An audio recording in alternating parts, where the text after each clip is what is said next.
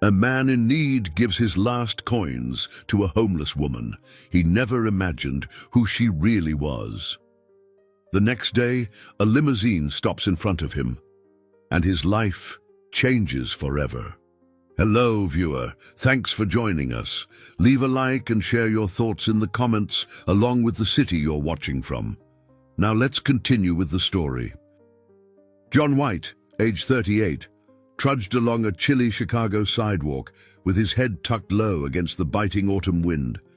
He had just left a dilapidated workshop, a place he once thought could offer him steady carpentry jobs.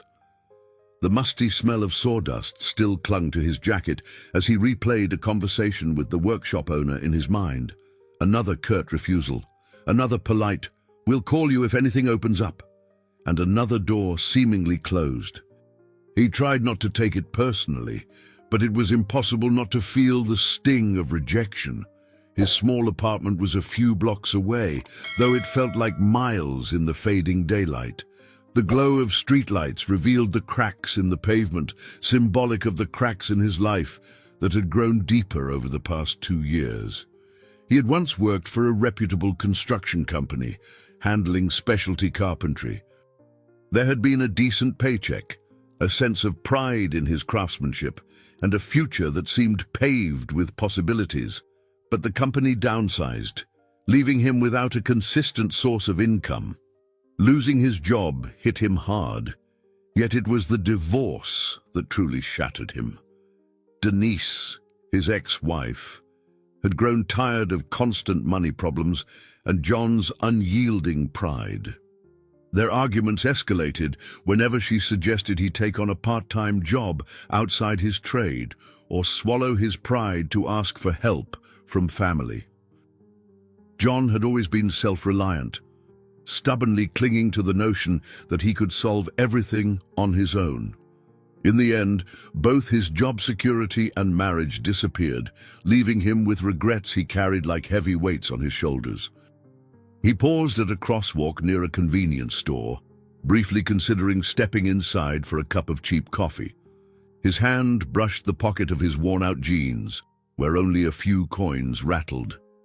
Those coins were all he had to secure a small dinner, and possibly breakfast in the morning. His stomach growled, reminding him that he hadn't eaten much all day. With a sigh, he decided against the coffee and continued on. His phone buzzed, breaking the silence. The screen displayed his sister's name, Amanda White. She lived up in Milwaukee and had called him multiple times over the last few weeks. Though Amanda was only 4 years older, she often acted like a mother figure, always concerned and offering to help. John, however, found it tough to accept her generosity. His pride wouldn't allow him to confess how precarious his situation had become. He let the call go to voicemail, swallowing the guilt that rose in his throat. As he turned the corner toward his apartment building, the drab-brown facade looked even gloomier against the grey sky. His landlord had stuck yet another reminder on the door: rent past due. John pulled it off, crumpling the paper in his hand. In the small entryway, the flickering overhead bulb cast harsh shadows on the peeling wallpaper, and the stale odor of dust made the hallway feel oppressive. Each step up the narrow staircase seemed heavier than the last. Inside his cramped one-room unit, the dim lamp revealed a space cluttered with half-finished wooden trinkets and sketches of carpentry designs. Some nights, when desperation crept in, he tried to craft small items to sell online or at local flea markets. The moderate success he found was never quite enough to cover all the bills. Still, a trace of hope lingered in every piece he made, a reminder that he was skilled at something, even if the world no longer seemed to notice. He set his jacket on the only chair in the corner and collapsed onto the edge of his sagging mattress. His phone chimed again. This time, it was a text from Amanda. "John, please call me. I'm worried. Just want to help." Staring at the message, he felt torn. Part of him missed his sister's comforting presence, but the shame of admitting his struggles always outweighed the loneliness. He stood, eyes scanning the room. The shelves he had built himself offered a small sense of accomplishment, yet they were crowded with overdue bills, old photos, and remnants of a life he once had. He approached a framed picture from his wedding day, a beaming Denise in a white gown, him in a smart tuxedo, both full of optimism. Carefully, he turned the frame face down, unwilling to look at that time any longer. Drawing in a slow breath, he tossed the crumpled rent notice on the table. He wondered if he could possibly scrape by for another week. His reflection in the streaked window glass showed him tired eyes and unkempt hair, a man worn by adversity. Despite the gloom, there was still a stubborn glimmer in his gaze, an echo of the craftsman who once believed in building a bright future. It was that small spark of resolve that kept him going. Though he couldn't see past the weight of his troubles, somewhere within him was a faint hope that one day fate might offer him a chance to start over. A thin drizzle began to fall the next evening as John headed home, the wind carrying a hint of winter's chill. The city's streetlights cast a hazy glow, bouncing off puddles and reflecting tall buildings that loomed in the distance. With his hands shoved into his coat pockets, he walked briskly, counting the coins left from the day's odd job. He had managed to repair a neighbor's broken chair for a few dollars, barely enough to cover a cheap meal. Near the corner of his block, he spotted several figures huddled close to a shuttered storefront. Cardboard boxes and worn blankets signaled the presence of homeless people seeking shelter from the drizzle. It was a sight he'd seen many times, but tonight it seemed to resonate differently. Perhaps it was because he felt so close to being in their shoes himself. He tried to slip by unnoticed, but one of them, a woman with a slight frame, turned her head. Through the dim light, her eyes locked onto his. There was a glint in them, an unexpected depth that made him slow his steps. Her hair, dark and damp, clung to her face as she lifted her hand slightly. "Excuse me," she murmured, voice barely above a whisper. I'm sorry, but could you spare anything? I haven't eaten today." John froze, his heart pounding for reasons he couldn't quite articulate. He had passed countless homeless individuals before Allah, usually dropping what little change he could afford. But lately, with his own rent overdue and his fridge nearly empty, he was more guarded about every penny. The cold logic in his head reminded him that these last few coins would buy his dinner. Yet he couldn't ignore the look in her eyes. There was no anger or aggression, just a quiet desperation. He hesitated, staring down at the coins in his palm. They were all he had for a cheap soup or a sandwich from the corner deli. Giving them away would mean going hungry tonight. His stomach churned, but an inner voice nudged him, reminding him of what little good was left in the world. He knelt beside her, aware of how ragged he himself must look, and held out his hand. "It's not much," he said, placing the coins in hers, "but I hope it helps." Her fingers closed around them.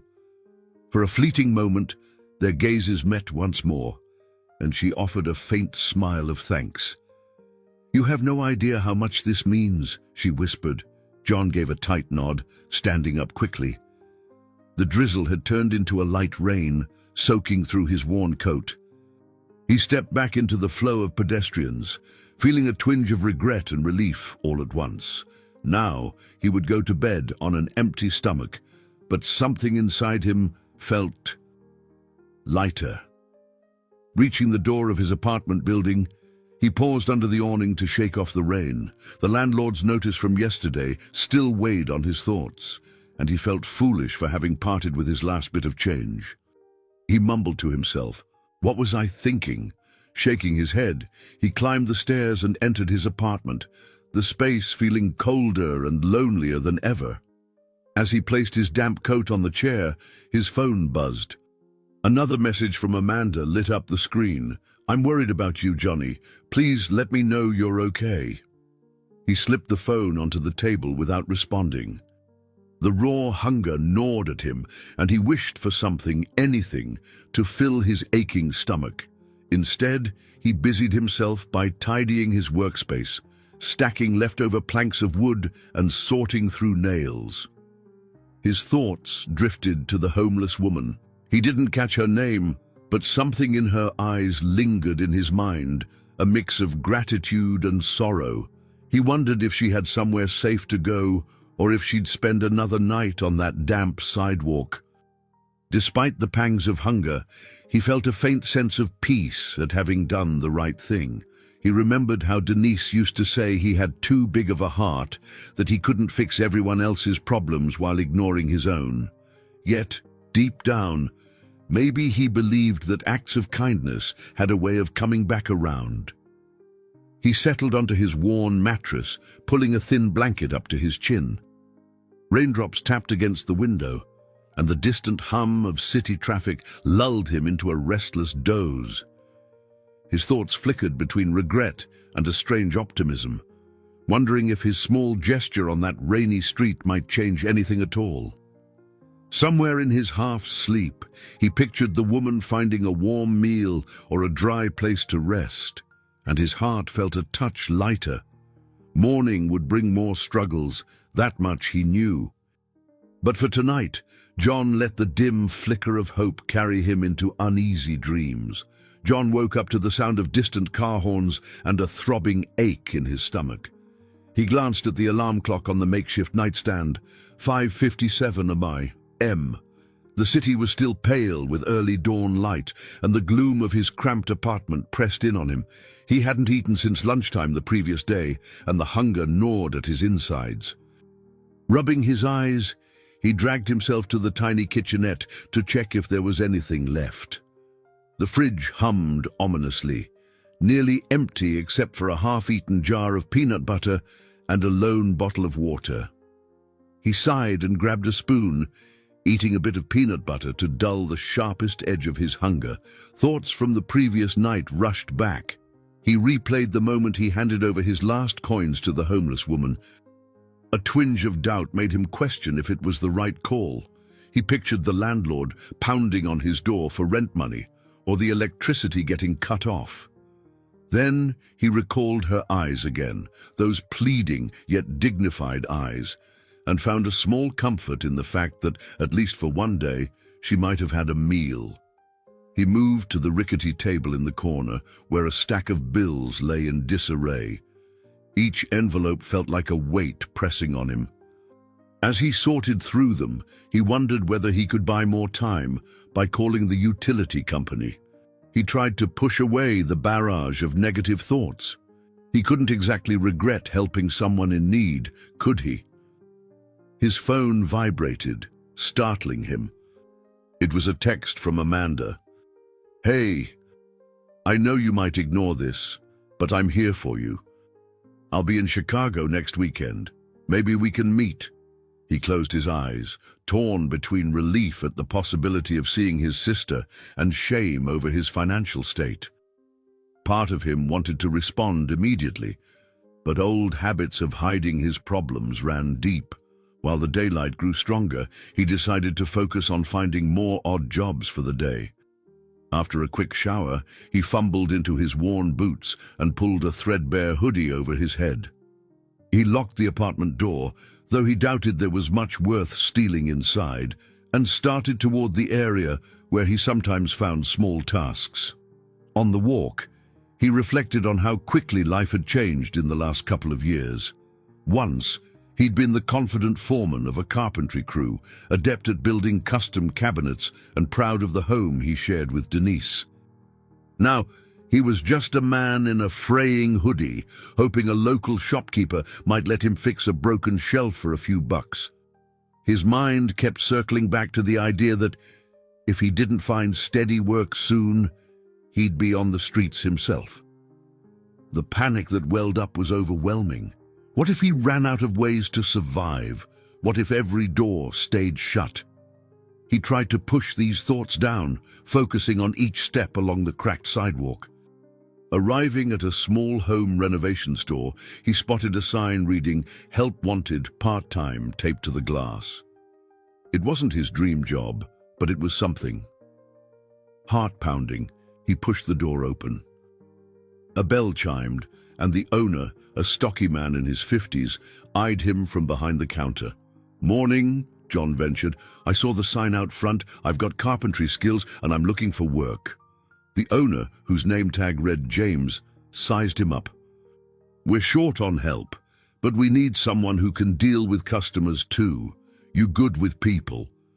John swallowed. He tried to put on his best confident tone. "I can manage," he said. "I've done a bit of everything. Building shelves, installing cabinets, dealing with clients on site." James tapped the counter with a pen. "All right. You got a resume?" John hesitated. "Not on me. But I can bring it by tomorrow," he offered, though he knew his resume didn't look great after the layoffs and the time spent scraping by on side jobs. A flicker of doubt crossed James's face. "Sure, okay," he said, "but this position might be filled soon, so get it to me fast." Leaving the store, John felt the familiar mix of hope and anxiety swirl within him. He resolved to print out the most updated version of his resume at the local library and come back the next day. The opportunity felt fragile, like it could slip through his fingers at any moment. He walked a few blocks more, stopping at shops and small businesses to inquire about odd jobs. By noon, he'd had no luck.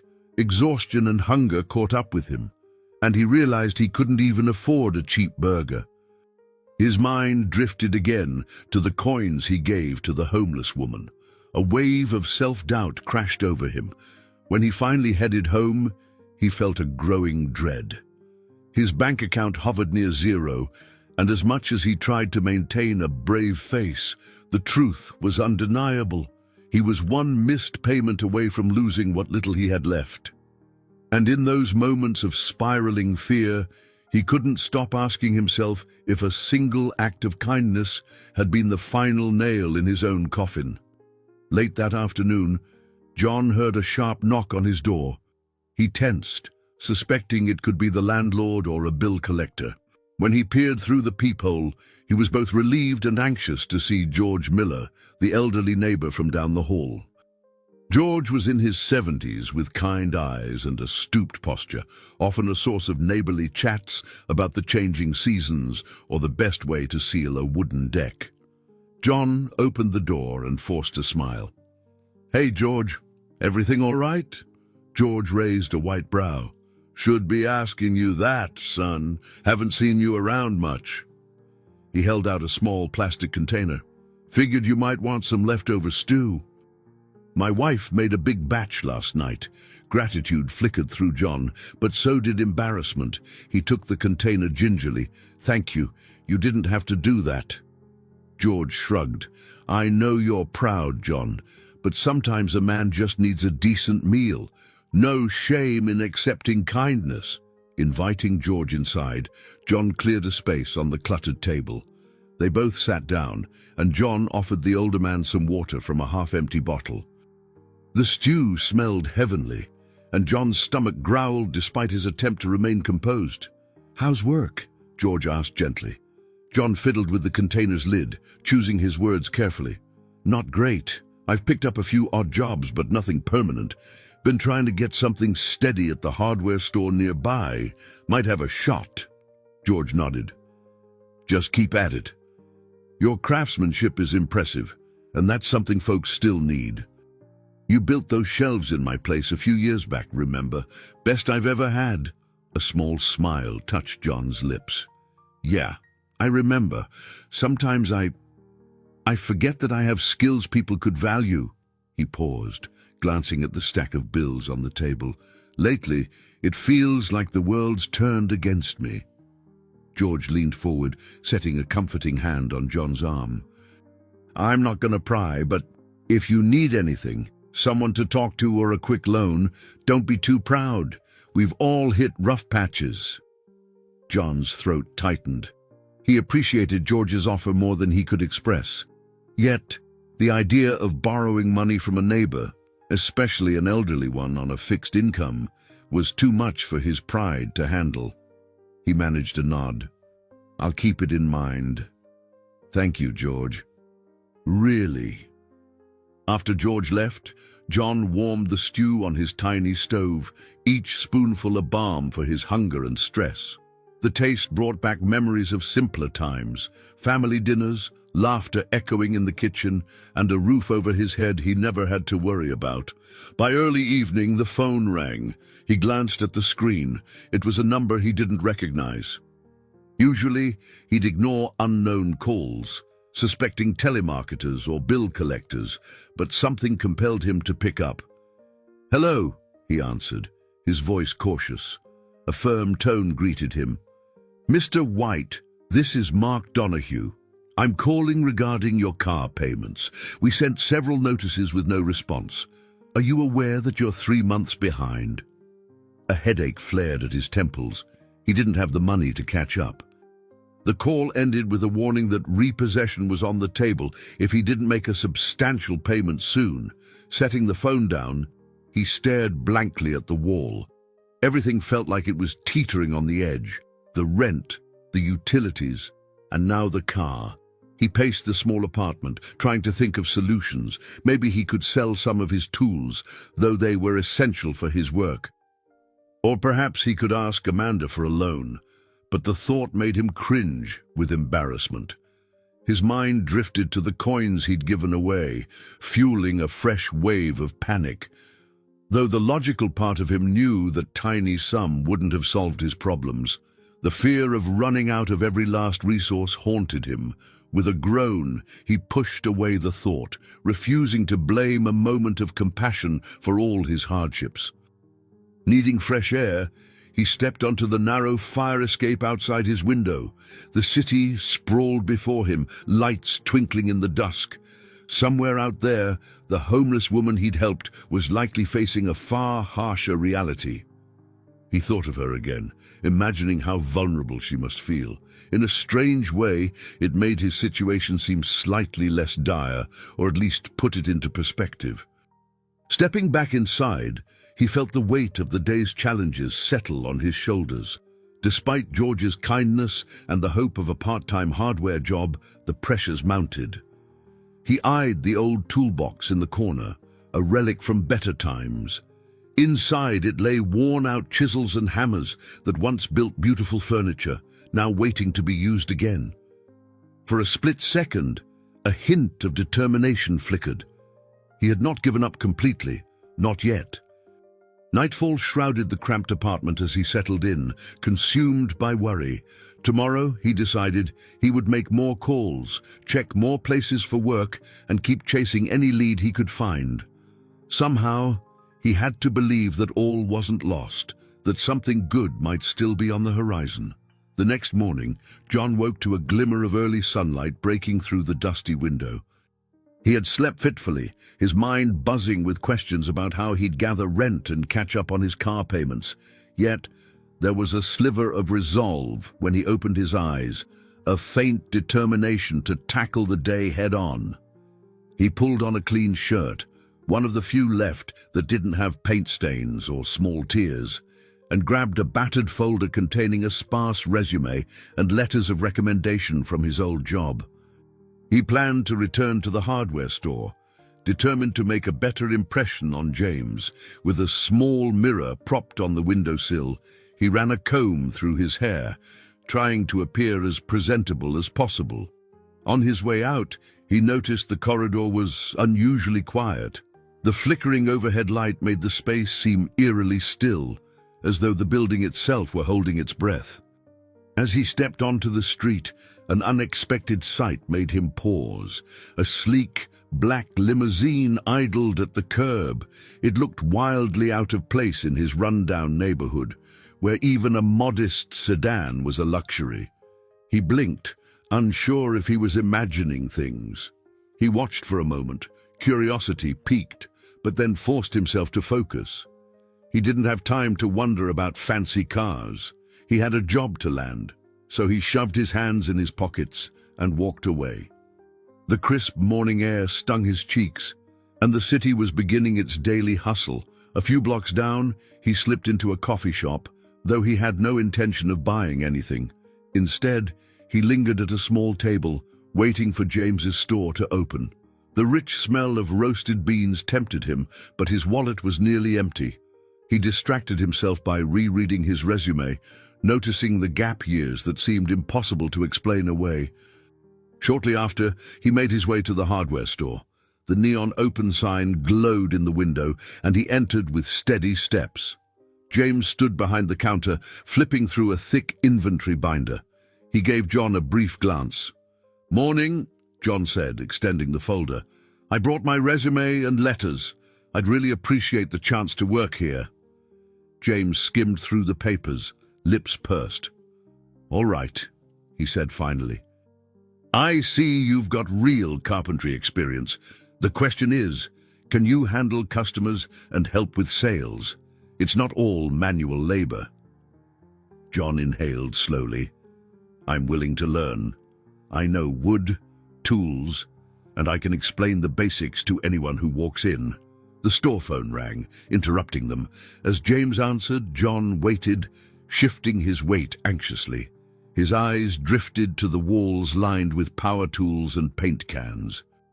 He imagined working alongside them, maybe even showcasing his carpentry knowledge to eager DIY customers. James hung up and glanced at John. "All right, I could use someone who actually knows what they're talking about. Let's give it a try. Part-time for now." A surge of relief and excitement swept over John. He forced himself to remain composed. "Thank you. I won't let you down." He spent the next hour filling out paperwork and learning how the cash register worked. It wasn't glamorous, but it was a start. The pay wouldn't solve all his problems overnight, yet it felt like a lifeline. Around lunchtime, John stepped outside to take a breath and call the utility company, hoping to arrange a payment plan. As he scrolled through his contacts, his phone buzzed with a new message from a number he didn't recognize. "Good afternoon, Mr. White. We have been trying to reach you regarding a personal matter. Please call back as soon as possible." His heart jumped. Another bill collector, no doubt, or maybe something related to his car payments. Still, the wording felt slightly different. He dialed back hesitantly, hand trembling against the phone. A pleasant-sounding female voice answered. "Mr. White, thank you for calling. I'm contacting you on behalf of Elena Jones. She requests an opportunity to speak with you at your earliest convenience. May I schedule a meeting?" John went silent, confused. "Elena? Who?" "Elena Jones," the voice repeated politely. "She'd like to speak with you in person about a potential opportunity." John's mind raced as he tried to remember if he knew anyone named Elena Jones. The name didn't ring a bell, yet there was something about it that felt oddly familiar. He cleared his throat. "Could you, give me more details?" "I'm sorry, Mr. White, but I'm only authorized to set an appointment. Miss Jones will explain everything directly." He almost laughed at the absurdity. Here he was, barely scraping by, and someone claiming to represent a woman he'd never heard of was calling him about some vague opportunity. He rubbed the back of his neck. "All right, let's schedule it, I guess. I can't promise anything, but I'll hear her out." When he ended the call, he stood there on the sidewalk, mind spinning. Part of him suspected a scam. Another part, however, couldn't help but feel a sense of intrigue. For reasons he couldn't quite identify, the name Elena Jones resonated with a flicker of possibility. He walked back into the hardware store, slip of paper in hand with the appointment details. Even as he tried to focus on learning the store's layout, he couldn't shake a nagging curiosity about this unknown woman. Something about it felt like the first ripple of change in his otherwise stagnant life. An uncertain call that might lead him somewhere he never expected to go. The appointment John had scheduled with the mysterious Elena Jones weighed on his mind all day. Between assisting customers at the hardware store, pointing them toward pliers, or showing them which lumber best suited a particular project, he found his thoughts drifting to the call he'd received. Late in the afternoon, James let him clock out early. Sensing his distraction, John headed home with the slip of paper in his pocket. It bore an address in an upscale part of downtown Chicago, a place he rarely ventured. He wasn't even sure he could afford the bus fare to get there, but he was determined to show up. If there was an opportunity, he'd at least hear it out. Early the next morning, he boarded a bus that rattled past neat row houses, cafes with glass windows, and finally into a district filled with tall, gleaming office buildings.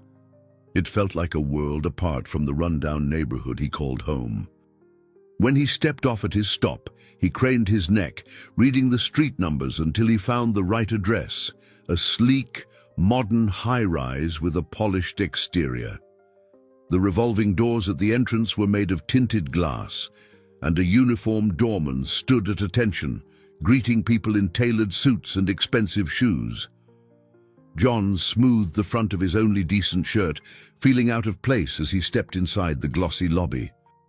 A quick glance showed marble floors, potted plants, and an enormous reception desk behind which two attendants handled phone calls with efficient politeness.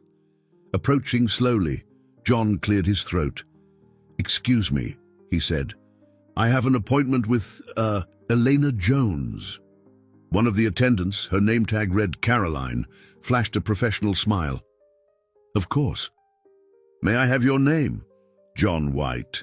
She tapped a few keys on her computer, then nodded and handed him a visitor's badge. "Elevators are to your right, sir. Miss Jones's office is on the 28th floor." Trying to quell the flutter of nerves in his gut, John thanked her and made his way to the elevator bank. As he rode up, he stared at his reflection in the mirrored interior, a tired man with eyes that showed equal parts determination and wariness. He tried to straighten his posture, reminding himself that he had a right to be here, even if he felt like an outsider. The 28th floor was hushed with plush carpeting that muffled every step. Frosted glass doors lined the hallway, each bearing the name of an executive or department. At the far end, a polished silver plaque read Elena Jones, Executive Office. He swallowed and pressed the door's intercom button. A woman with cropped black hair, wearing a crisp blouse, opened the door. "You must be John," she said, extending her hand. "I'm Monica Ramirez, Miss Jones's assistant. Please come in." Monica guided him through a spacious reception area where floor-to-ceiling windows offered a stunning view of the city skyline. Soft leather chairs and potted greenery made the place look more like a luxury lounge than an office waiting room. John couldn't help but feel a pang of self-consciousness, noticing how scuffed his shoes were compared to this immaculate setting. "Miss Jones is running a bit behind in a meeting," Monica said kindly. "Can I get you something to drink? Coffee? Tea? Water?" "Water would be fine, thanks," John replied, voice subdued. He settled into one of the leather chairs, sipping from a chilled glass. A wave of questions filled his mind. Who exactly was Elena Jones? How did she know of him? And what on earth did she want to talk about? Before he could venture too far into speculation, the large double doors at the end of the hall opened, and a figure emerged. She was of average height, dressed in a tailored grey suit that projected both professionalism and confidence. Her hair, a deep chestnut shade, was neatly pinned back, and her gaze was direct, yet not unkind. The hint of familiarity in her features struck John, but it took him a moment to place it. "Mr. White," she said, her voice calm and measured. "Thank you for coming." John stood, offering a brief handshake. "Thanks for inviting me," he managed, meeting her eyes. There was something in them he recognized, an intensity similar to that of the homeless woman he had encountered. But that seemed impossible. Elena motioned for him to follow her into the office, a large space with sleek furnishings and tasteful decor. A modern painting hung on one wall, a subtle pop of color in the otherwise minimalist environment. She gestured for him to sit at a small conference table by the window. Monica quietly retreated, leaving them alone. Elena folded her hands on the table, studying John with a gentle seriousness. "I'm sure you have questions," she began, "so let me start by explaining how I came to learn about you." John nodded, trying to contain the swirl of confusion inside him. He reminded himself that, whatever happened here, he had nothing to lose by hearing her out, and if there was the faintest chance of a genuine opportunity, he needed to keep his mind open. Elena exhaled slowly, as if preparing to unveil a carefully guarded secret. "I think you'll find the answer surprising," she said quietly, "but I want you to know it comes from a place of gratitude." A sudden tension filled the air, and John's pulse quickened. He had no idea what lay ahead, but he felt like he was about to step through a door that would change his life in ways he could never have anticipated. John perched on the edge of his chair, alert to every word Elena spoke. She revealed that she managed a large investment firm with multiple philanthropic branches. More importantly, she implied she had a personal interest in acts of generosity carried out by everyday people, an interest that led her to discreetly observe certain neighborhoods. He listened intently, nodding when appropriate, even though the overall context felt surreal. He recalled the battered corners of his own apartment, the smell of stale air in the hallways, the daily grind of trying to keep his life afloat. How had he ended up in a glistening high-rise, talking to someone who looked every inch the polished corporate executive? "I came across your name," Elena said carefully, "after an incident you might find insignificant, but to me it was significant indeed." John's brow furrowed. "What incident?" She rested her clasped hands on the table. "A small act of charity you performed on a rainy evening. Does that ring a bell?" His mind flashed to the homeless woman who'd asked for spare change, the coins he'd given that left him with nothing for dinner. Slowly, the pieces began to fall into place. Could Elena be referencing that moment? It made no sense. "You see," Elena continued, "I sometimes go out in disguise to understand firsthand how people react to those in need. It's part of my personal research, and yes, it's unusual, but it tells me who genuinely cares." John's heart pounded. "Wait, that was you." The corners of her mouth lifted in a subtle smile. "I was the woman on the corner, the one you gave your last coins to. I recognized the desperation in your eyes that night, yet you still found it in yourself to help me." Speechless, John struggled to process the revelation. Images flashed in his mind, her damp hair, the worn coat, the quiet plea for help. Now, he was face to face with the same person, but she was groomed, elegant, and clearly well off. He managed to say, I had no idea. You looked completely different." Elena nodded. "That's the point. I test the kindness of strangers because real compassion surfaces when people believe no one is watching, or when they think I'm just another homeless individual with nothing to offer in return."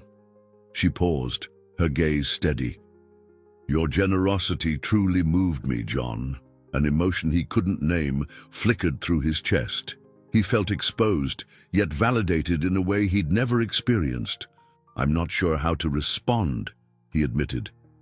Elena brushed a stray strand of hair behind her ear.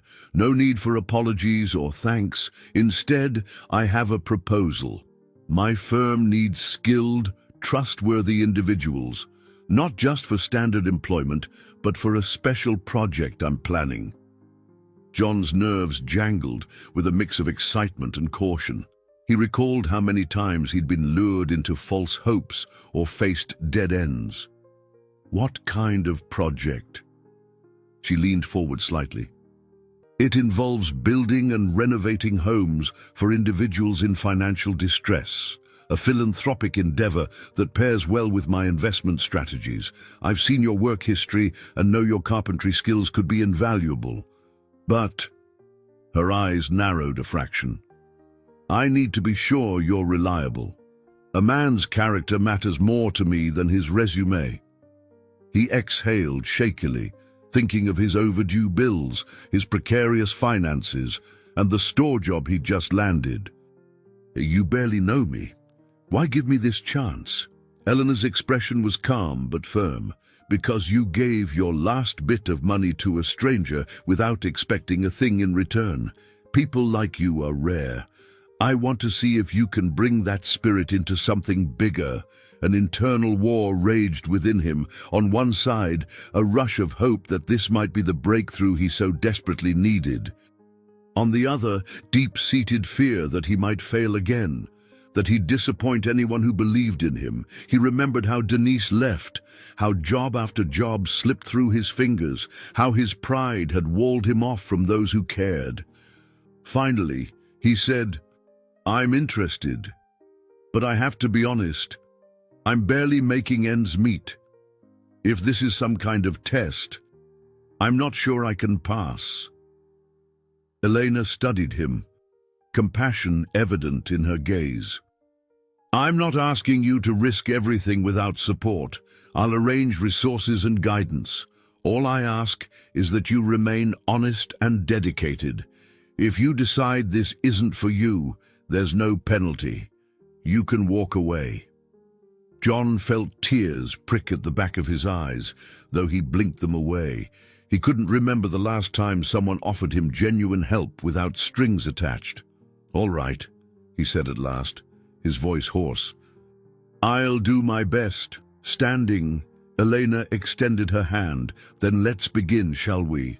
He shook her hand, and in that moment he sensed his life shifting course. Despite lingering doubts, he felt a spark of possibility.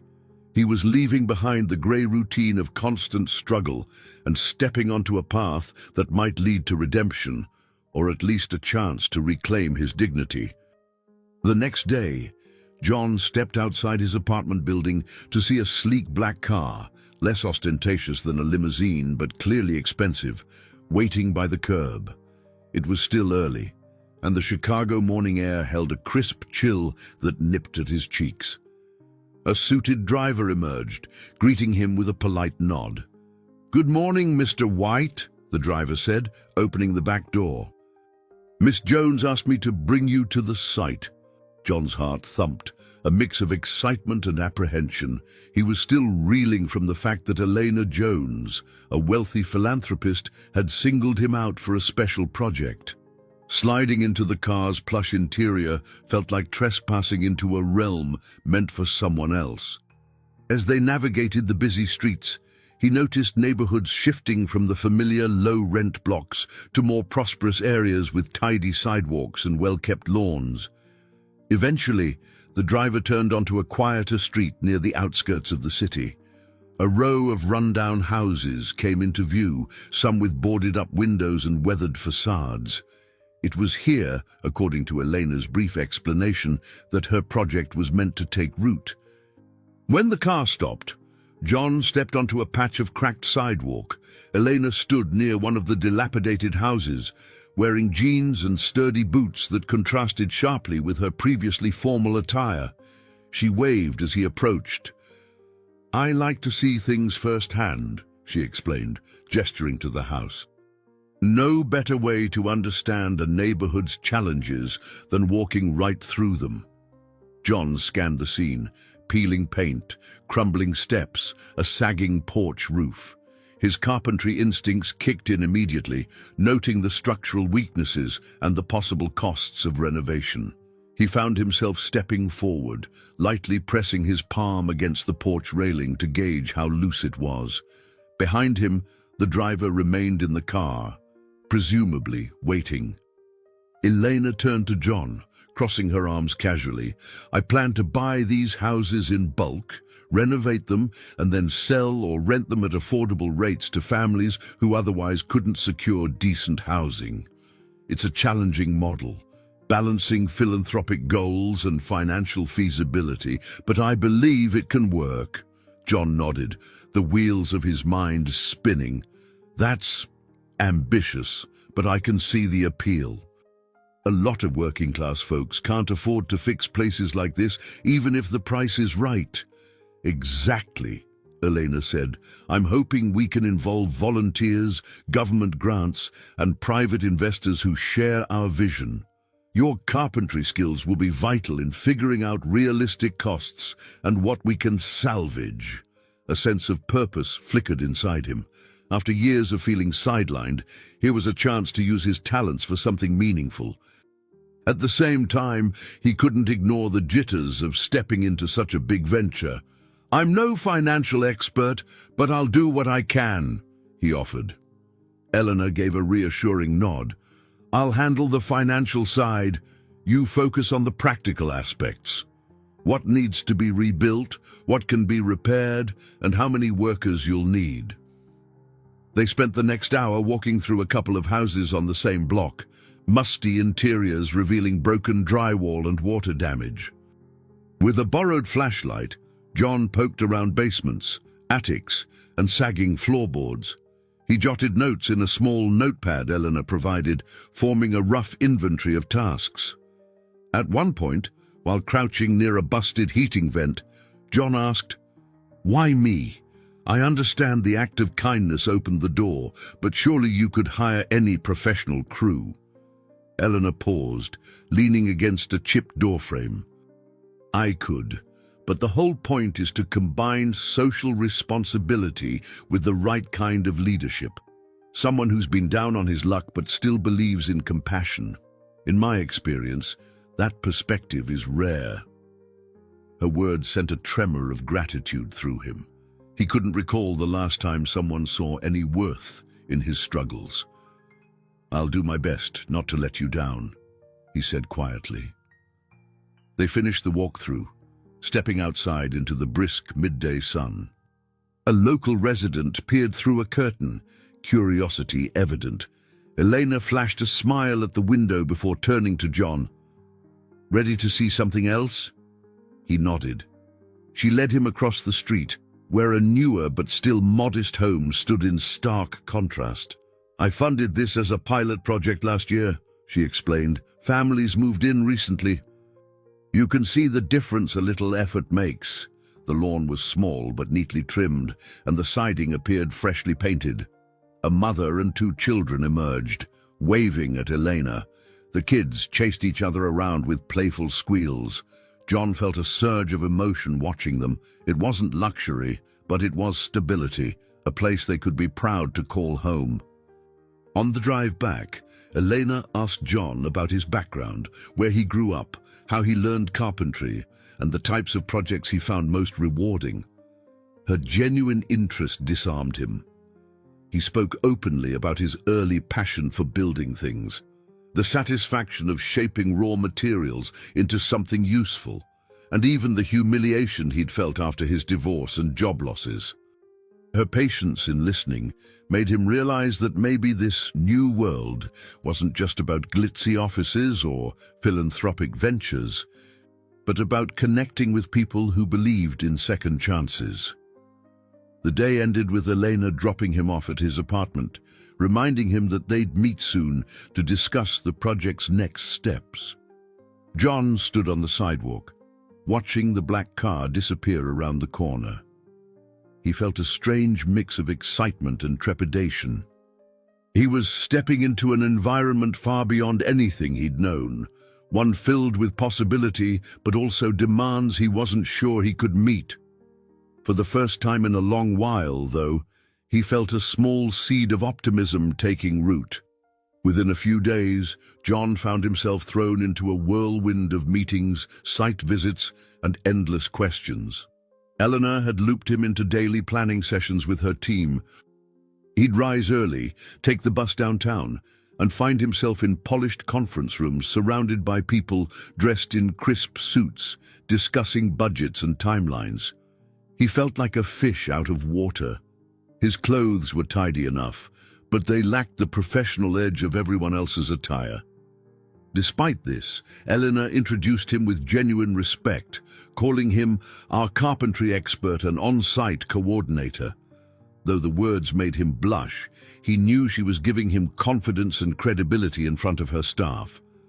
During these meetings, he'd field questions about material costs, labor hours, and renovation strategies for the dilapidated properties they planned to acquire. At first, his voice wavered when speaking. He couldn't shake the feeling that someone would call him out as an imposter, but as days passed, he found a rhythm. He realized he did know this stuff, maybe not in a fancy, corporate vocabulary, but in practical, real-world terms that mattered. Outside of the conference rooms, John observed the hustle and bustle of Elena's investment firm. Assistants juggled phone calls, emails, and spreadsheets. Rows of sleek desks filled with analysts tracking market trends. It was a universe away from the sawdust-scented workshops he was used to. Yet, he found a curious excitement in being part of something this large-scale. Monica Ramirez, Elena's assistant, proved to be a valuable ally. She guided him through administrative tasks, helped him refine his notes, and even offered him pointers on navigating office etiquette. Whenever he appeared lost, she'd discreetly step in to help, ensuring his transition went smoothly. "Don't worry," she told him one afternoon, noticing his overwhelmed expression after a particularly dense budget meeting. "Even the people in that room were new once. No one's born knowing how to read a financial statement." John managed a small grin. "Thanks, Monica. Really, I'm trying not to look totally clueless in there." She patted his shoulder. "You're doing fine. Your expertise is something they don't have. Keep sharing it. It's valuable." He appreciated her reassurance more than he could say. Adapting to office culture was tough. Everything moved fast, and decisions often felt abstract compared to the tangible reality of building houses. Still, he sensed that Elena relied on him to keep things grounded. In the evenings, he'd return to his apartment, exhausted. The hardware store job had been put on hold with James's reluctant blessing. "You can come back if it doesn't work out," James had said, shaking his head in a mix of skepticism and mild envy. Now, John's focus was on this new project. Sometimes, as he lay awake on his worn mattress, he questioned whether he truly fit into Elena's world. She was polished, confident, and undeniably wealthy, yet there was a sincerity in her that made him want to impress her on a personal level, not just professionally. Their conversations occasionally strayed from work. Over lunch, she might ask, "How did you learn to fix old wood floors so perfectly?" He'd explain how his grandfather taught him the trade when he was a teen. Or she'd share anecdotes about her own childhood in a struggling neighborhood, her father's small mechanic shop, the challenges her family faced. Their stories, though different, had common threads of perseverance and hope. One afternoon, Elena asked him to join her at a charity dinner in a few weeks. It would be a fundraiser for the housing project. He hesitated, imagining formal attire and a room full of affluent donors. I don't exactly own a tux," he said with a nervous laugh. She waved off his concern. "It doesn't have to be a tux. Just come as you are, or whatever makes you feel comfortable.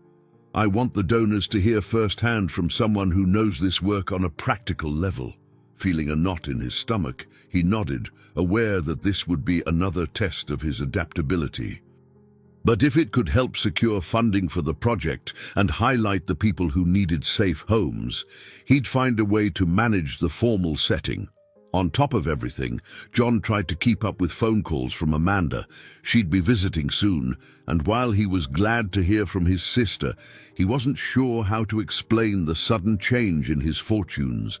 Part of him feared jinxing it by mentioning it too soon. Despite the uncertainties, he pushed forward. He was learning a new language of budgets, proposals, and social ventures. He tried to see it as just another craft, like building a piece of furniture, only now the wood was spreadsheets and financial plans. Each day he walked into that office, he felt a mixture of nerves and a growing sense of pride. For the first time in a very long while, he wasn't just surviving, he was learning to thrive. One bright morning, John arrived at the firm's office to find a note from Elena waiting on his desk in the small corner she had designated for him. "Join us in the conference room at 10 a.m. There's someone I'd like you to meet." Curious, he settled in to organize his notes about material suppliers and budgeting for demolition work. Promptly at 10, he made his way to the glass-walled meeting space. Inside, Elena stood alongside two individuals he recognized from prior introductions, Peter Chapman, the firm's main legal advisor, and Carla Bennett, the director of philanthropic projects. Peter was in his mid-50s, tall and composed, with a crisp navy suit and a stack of documents in hand. Carla, a woman in her early 40s, gave off a warm vibe. She wore a simple blouse and spoke in a caring tone that immediately put John at ease. "Good morning," Elena said, motioning for John to join them at the table. "I wanted to gather us all because we have an opportunity to expand the housing project. But before we proceed, I think it's important we get input from everyone involved." Carla sat forward, hands clasped. "We've secured a preliminary agreement with a community organization on the south side to renovate a row of abandoned houses. They'll provide volunteers while we handle the structural rebuild and funding." She glanced at John. "We need someone to oversee the on-site coordination, someone who understands both the technical and human side of this work." John felt a stir of excitement, tempered by a twinge of nerves. I'd be honored. I'll need a good team, though." "That's where I come in," Carla said, smiling. "I've worked with local nonprofits for years. We've got volunteers lined up, some with basic construction skills, others just willing to lend a hand. My role is to make sure everything runs smoothly on the social front, from permits to community relations." Peter interjected, his tone more formal. "And I'll handle the legalities, acquiring properties, drafting contracts, ensuring liability coverage for volunteers. Also, I'll address any neighborhood disputes that might arise." John appreciated how each person brought a specific expertise. He was struck by how genuine Carla's passion was when she spoke about helping families in need. Peter's stern exterior seemed to soften whenever Carla mentioned the project's philanthropic angle. Clearly, they both cared, each in their own way. Elena nodded. "We're all allies here, working toward the same goal. I wanted to introduce you properly, John, because the success of this project depends on seamless collaboration." She looked at Carla. "I trust you'll guide him through the non-profit angle better than I could." Carla patted a thick folder in front of her. "Absolutely. And John, don't worry if this seems overwhelming. We all have to rely on each other's strengths. You just bring that carpentry and on-the-ground know-how." Feeling a wave of gratitude, John smiled. "I appreciate that. It's nice not to feel alone in this." Peter added, "In a month or so, we'll likely host a community outreach event. We'll explain the renovations, gather more local volunteers, and hopefully attract additional funding. Elena believes your testimony, coming from a skilled tradesman who's seen tough times, will resonate." The mention of his personal struggles made John flinch inside, but he recognized the truth in Peter's words. His story might indeed inspire those who doubted the project's sincerity, or it might open them to the idea that real transformation was possible for anyone. After the meeting wrapped up, Carla walked with him to the elevator. She asked about his background, how he honed his craft, and why he felt driven to rebuild houses for people in need. He shared snippets of his past, his father teaching him how to repair fences, his time working for a construction company, the humiliation of unemployment. "I've always liked building," he said quietly. "A solid home can give people a fresh start. I know what it's like not having a stable place to call your own." Carla nodded compassionately. "That's what drives me too. I grew up in a rough neighborhood, saw my neighbors lose homes they couldn't maintain. So, I get it."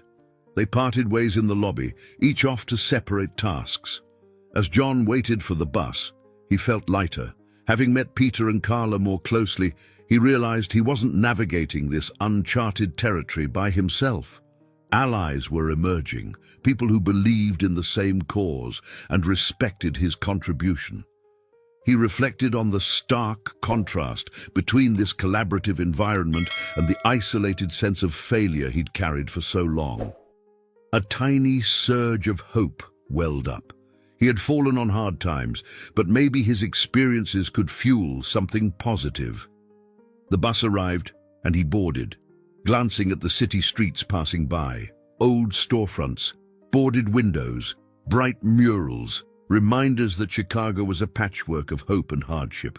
He wondered if he'd soon help transform some of these abandoned corners into places families could thrive. And for the first time in a while, he believed that good things might indeed be on the horizon. Several days later, the firm arranged a small gathering at one of the soon-to-be renovated homes, inviting local leaders and potential donors. John arrived early, with Elena, Carla, and a few volunteers, making sure the site was presentable. They set up folding chairs on the patchy lawn, placed a few informational posters by the front door, and laid out refreshments on a rickety wooden table. The house itself was in rough shape, but they'd cleaned debris from the yard and swept out the interior so guests could walk through safely. John felt a flicker of pride, seeing the volunteer team unify around a common goal. He moved from one spot to another, double-checking everything. Not long after, cars started pulling up along the curb. Local non-profit representatives arrived, some wearing casual attire, others sporting business suits.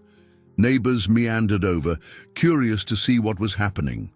A middle-aged woman named Brenda, who lived 2 doors down, stood by the fence, chatting with a volunteer about her own concerns regarding property values and safety. John did his best to reassure people that the project aimed to stabilize, not disrupt, their neighborhood. Amid the growing crowd, a silver sedan rolled up, and a tall man with slicked-back hair stepped out. He wore a fine suit and sunglasses, exuding an air of authority. John noticed Elena stiffen slightly as she spotted him. She leaned in to whisper, "That's Brian Mitchell, my ex-business partner." John remembered Elena mentioning she'd had a falling out with someone she once trusted. Apparently, Brian still had ties to the firm, even if unofficially. With the sure-footed confidence of someone used to being in control, Brian strolled over and gave Elena a polite but cold nod.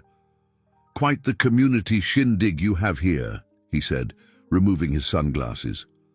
"I'm surprised your investment group is dabbling in low-income housing, Elena. Doesn't exactly yield the highest returns?" Elena's expression remained poised. "We've discussed this, Brian. My priorities have shifted, and I believe in social impact alongside profit. Besides, I don't recall needing your approval." He chuckled, a note of condescension in his voice. "I'm not here to grant approval, just observing.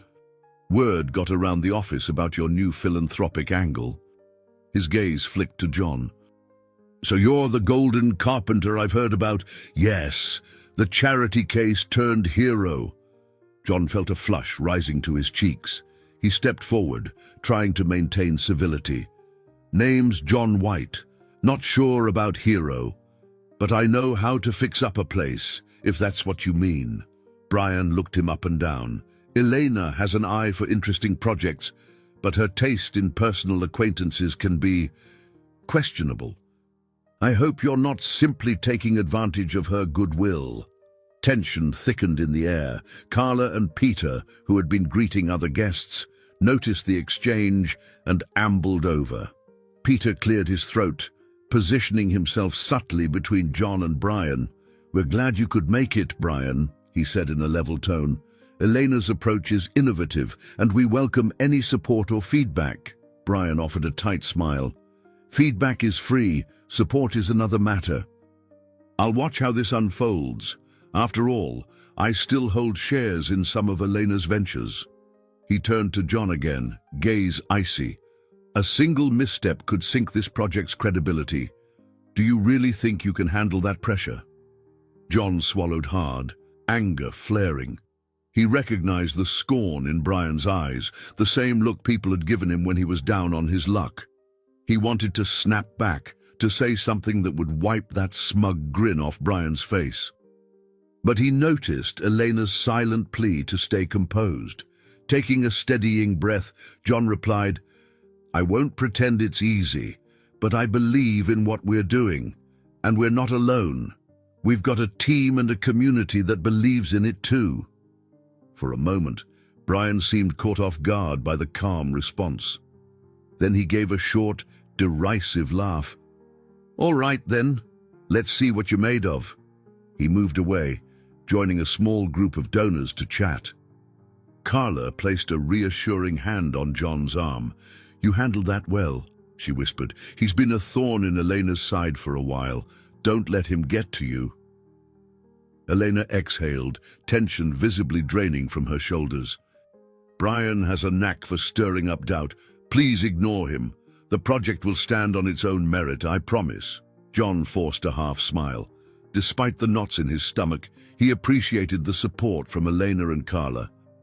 As the gathering continued, he tried to focus on giving tours of the house, explaining potential renovations, and emphasizing the positive impact for families.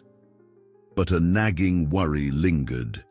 If Brian was determined to undermine them, he might find ways to sabotage the project's funding or credibility. Even so, John resolved not to let the encounter rattle him completely. He reminded himself that he had come too far to be derailed by one man's disapproval. Still, the doubt in Brian's glare felt personal, as though testing the very core of John's resolve.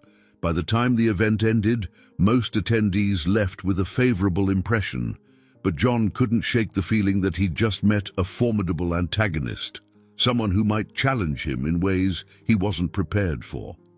And in the back of his mind, he knew his own insecurities could magnify any criticism.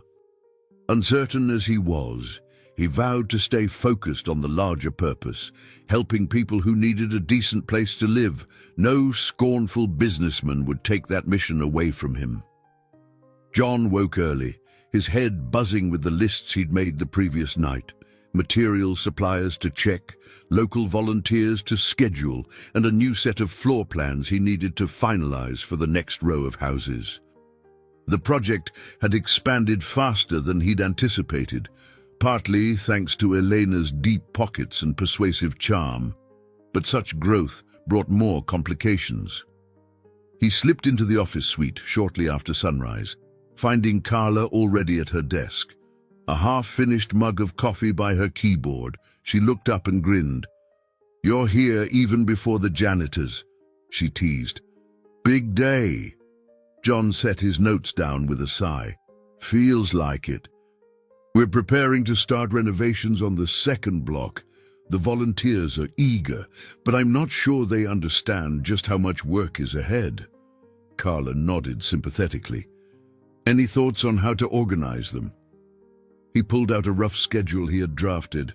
"I figured morning shifts for basic demolition, then an afternoon group to handle cleanup and prep for reconstruction. But if we don't get certain supplies on time..." He shook his head, trailing off.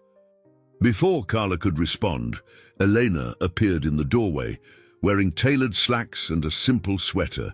Even dressed casually, she exuded focus. "Morning, both of you," she greeted. "I need a quick update on the volunteer teams. The local media caught wind of our efforts and might come by for a story." John's shoulders tensed slightly. The idea of cameras poking around made him uncomfortable. Still, he cleared his throat.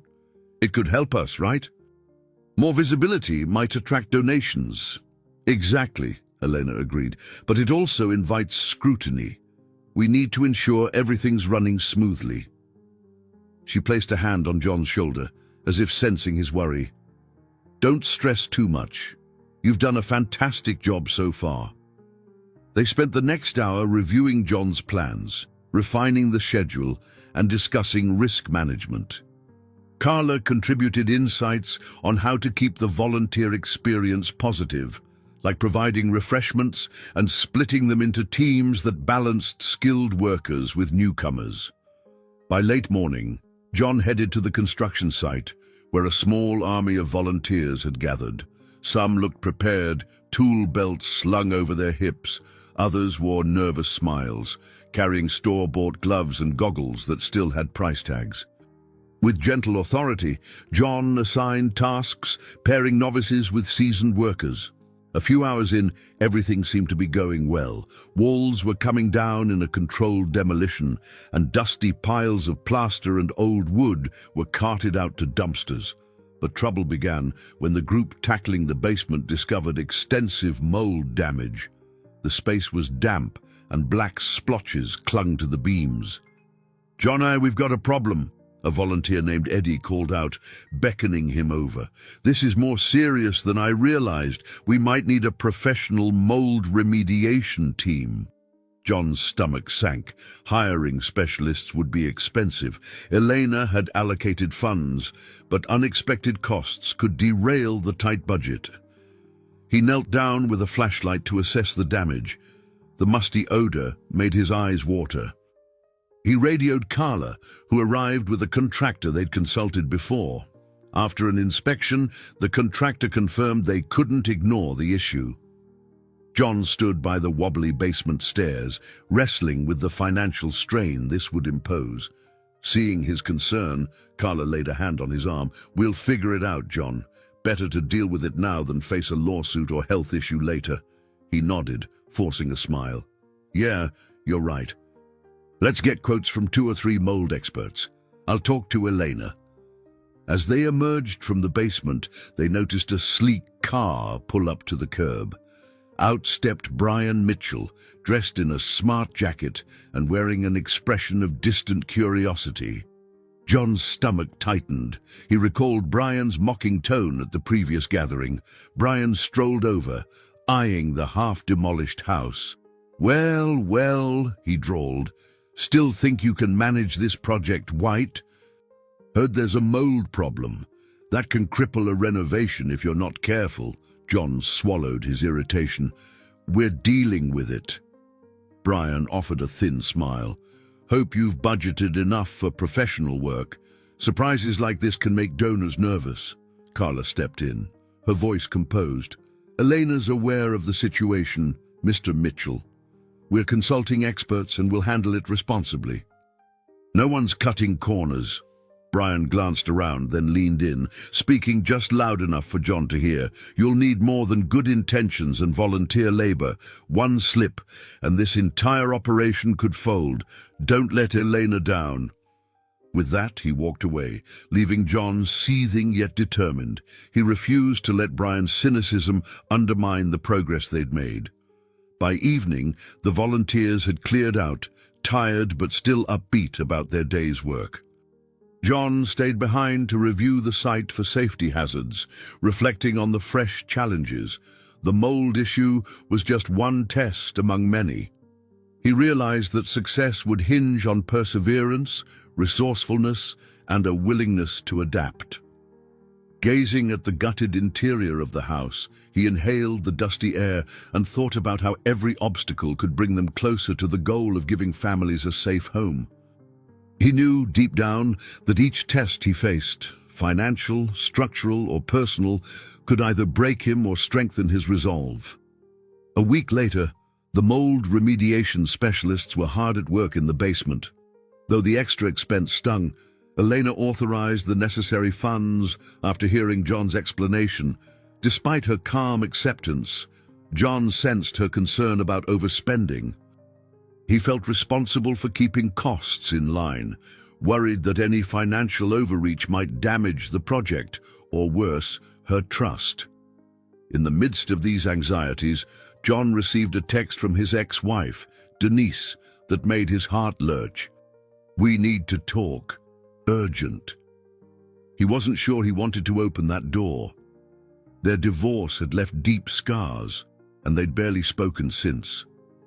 But the word urgent rattled him. He agreed to meet her one evening at a modest cafe on the west side. The moment he stepped inside, he recognized her silhouette by a corner table. She looked both familiar and different. A woman of about 35, her hair styled in a neat cut, her posture confident. As he approached, she gave a half smile that didn't quite reach her eyes. "John," she said, gesturing for him to sit. "It's been a while." He settled across from her, trying not to fidget. "Yeah, it has. What's going on? Your text seemed urgent." She inhaled slowly.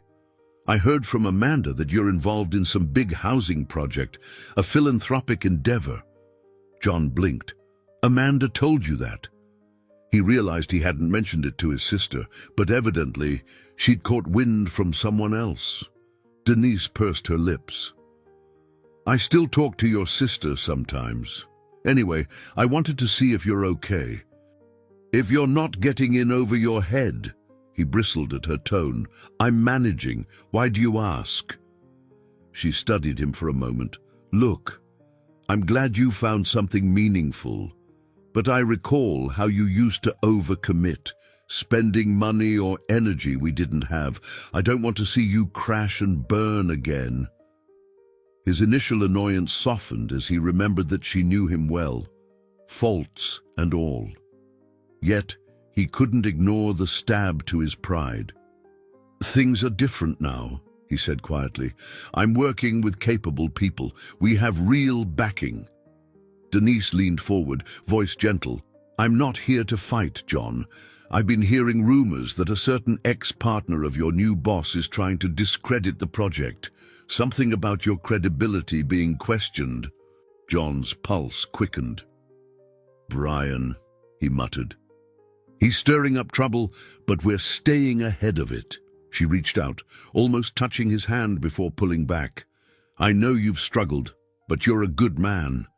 And if there's a chance Brian could sabotage your efforts, just watch your back." A complex wave of emotions washed over him, gratitude for her concern, residual hurt from their past, and a flicker of hope that maybe they could maintain a civil relationship. "Thanks for the heads up," he said. "I'll be careful." They chatted a bit more, mostly exchanging updates. Denise had moved on with her life, working as a paralegal in a small law firm. She seemed content, though John sensed a pang of regret in her voice when she mentioned their former dreams of a comfortable home. "Anyway," she said finally, standing up to leave, "I just wanted to make sure you were okay. I know things ended badly between us, but you deserve to succeed in something you're passionate about." His throat felt tight. "I appreciate that." After she left, John lingered in the cafe, swirling his cold coffee. The conversation had reopened old wounds, reminding him of mistakes he'd made, how his pride and tunnel vision had driven a wedge between them. Yet it also revealed something else. She still believed in his core decency, despite everything. He paid his bill and walked out into the crisp evening air, his thoughts churning. Had he truly changed enough not to repeat old patterns? Could he handle the mounting pressures of the project without letting them consume him? And what about Brian's manipulations? How far could they go in undermining the trust Elena placed in him? Staring at the neon lights of a distant gas station, he made a silent promise to himself. No matter what ghosts the past brought forward, he would remain focused and truthful. The sting of failure still haunted him, but perhaps that same sting would keep him vigilant. Stepping onto the bus that would take him home, he resolved not to let regret shape his future. The following week, John found himself facing what felt like a monumental hurdle: the city's permit office. To renovate multiple homes in a formerly neglected neighborhood, he needed a variety of approvals.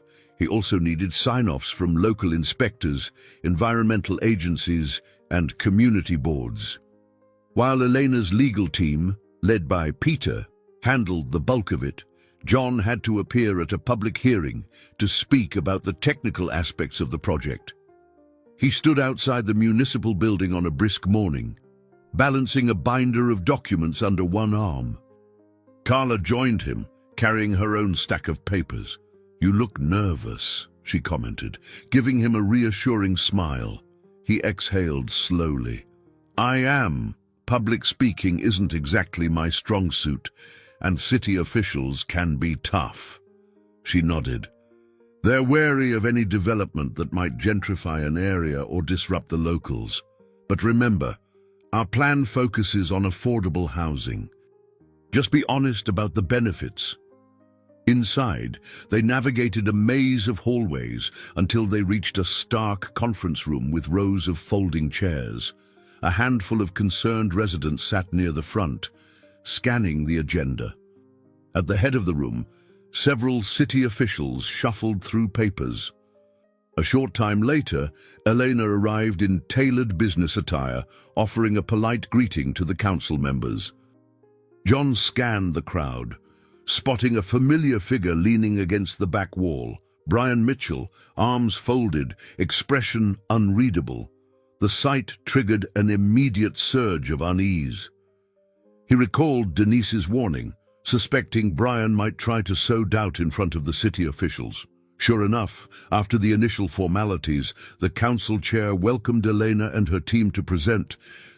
Carla spoke eloquently about the social impact, explaining how renovated homes would be sold or rented below market rates, helping families in dire need. She highlighted the strong volunteer base, the partnerships with local non-profits, and the careful budget planning. When it was John's turn, his heart hammered. He swallowed, stepping up to the microphone. Carefully, he laid out details of structural improvements, mold remediation, and sustainable materials. He noted how the design aimed to preserve each home's character while ensuring safety and modern efficiency. One council member, an older woman with glasses perched at the end of her nose, asked, "Mr. White, do you have the experience to oversee such a large-scale renovation? We understand you've had some financial difficulties in the past. Are you sure you can manage resources effectively?" His cheeks heated. He felt Brian's gaze boring into him from the back. "I don't deny my past setbacks, ma'am," he said, voice controlled. "But I've been working closely with this team to make sure every stage is monitored. We have processes for accountability and each expense is tracked. My role is to provide the hands-on carpentry insight, something I've done for more than 15 years. The councilwoman nodded slowly, though her expression remained guarded. Another member chimed in about ensuring local labor was hired. John explained how they intended to involve community workers and volunteers, hoping to bolster the local economy. Just as he started to believe things were going smoothly, Brian stood, politely requesting to speak. The chair recognized him. Stepping forward, Brian offered a courteous nod to the council. "I admire Miss Jones's philanthropic streak," he began, "but I also know that housing projects can become bottomless money pits if not managed professionally. I'm curious, do we have a guarantee these renovations won't stall halfway, leaving half-gutted houses and disappointed families?" John clenched his fists at his sides. Before he could speak, Elena calmly responded. "We have full funding allocated for the initial phase. Our legal framework ensures continuous oversight, and additional donors have pledged support. We won't be abandoning these properties." Brian's gaze flicked to John. "And you trust Mr. White completely? No concerns about his ability to handle unforeseen complications? We all know how frequently he's changed jobs recently." A tense silence filled the room. John felt a protective anger rise, but Elena maintained her composure. "We trust John because he's proven his diligence and integrity," she said firmly. "He's been transparent about his past struggles, and those experiences, if anything, have made him more empathetic and resourceful." A quiet murmur moved through the room, some onlookers exchanging glances. Brian gave a casual shrug, as though satisfied he'd planted seeds of doubt, and returned to his spot. The council chair thanked everyone for their time and promised a decision within a week. As the meeting adjourned, Carla grasped John's elbow. "You handled yourself well," she whispered, attempting a reassuring smile. "Don't let him rattle you." He nodded absently. eyes lingering on Brian, who slipped out a side door. A heavy weight settled in John's stomach. It wasn't just about the project anymore. It felt personal. Brian's needling made him confront his insecurities, pressing the old wounds that screamed he wasn't good enough.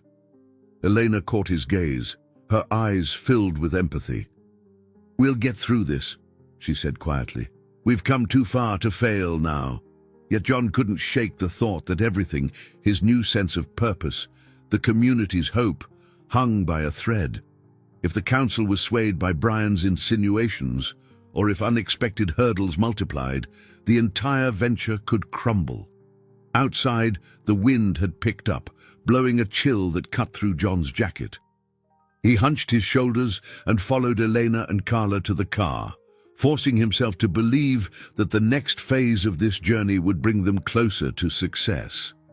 But inside, anxiety brewed. Each new challenge felt bigger, pushing him to wonder if he had enough resilience left to see it through. Days stretched into a tense week.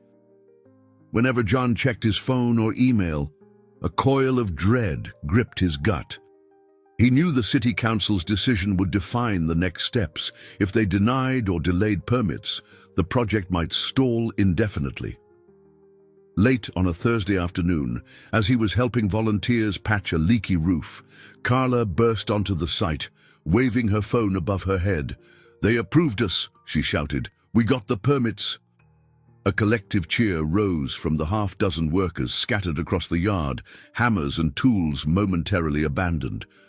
John nearly lost his balance on the ladder he was perched upon, the rush of relief making his head spin. Carefully, he descended, feeling unsteady yet exhilarated. Carla explained that the council had unanimously voted in favor of granting the necessary permits, impressed by the thorough plan Elena and the team had presented. "We can move forward with all the properties on our list," she gushed, hugging John in a fit of excitement. As evening fell, a small celebration took shape at the site. A few volunteers hauled a portable grill from a pickup truck, grilling hot dogs while others brought sodas and snacks. It was spontaneous and humble, no fancy catering or big speeches, just relief shared among people working toward a common goal. Elena arrived, stepping carefully over piles of lumber in her low heels. She looked almost out of place at this impromptu barbecue, but the smile on her face was genuine as she congratulated everyone. "We're not done yet," she said in a clear, warm voice, "but this is a major step. I'm proud of you all." John stood by, noticing the flicker of pride in Elena's eyes when she looked at him. It sent an unfamiliar warmth through his chest. He recalled how uncertain he had felt, stepping into her office for the first time, unsure why this wealthy woman bothered with a down-on-his-luck carpenter. Now he saw it clearly. She had believed in a mission far bigger than either of them. While they ate, volunteers swapped stories. Eddie, who discovered the mold in the basement earlier, teased John about how paranoid he'd been afterward. Carla and Monica arrived together, giggling over some inside joke about paperwork. The air brimmed with camaraderie, as though a burden had finally lifted. Yet, amid the light-hearted banter, John could not ignore a lingering restlessness in his mind. He slipped away from the group, heading to a quiet patch of lawn under a crooked street lamp. Night had almost settled in, painting the sky with streaks of deep blues and purples.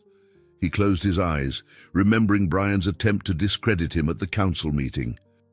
Even with the permits granted, John sensed that the man wouldn't simply fade from the picture. With each milestone reached, Brian's frustration would likely intensify. John told himself he should be overjoyed about the council's approval, and he was, but he also worried if an even larger obstacle loomed, would the group's unity hold firm? Footsteps crunched on the sparse grass behind him. Elena's voice, low and gentle, reached his ears. "Hiding out here?" He turned, offering a half-smile. "Just needed a breather, it's a lot to take in." She stood beside him, folding her arms against the chilly breeze. "It's been a hectic few weeks, no doubt, But you've proven yourself, John. Everyone sees it. A rush of emotion surged inside him, gratitude, admiration, and a flicker of something deeper. I appreciate that, he managed. I just worry that maybe this is only the first of many battles. There's still so much that could go wrong.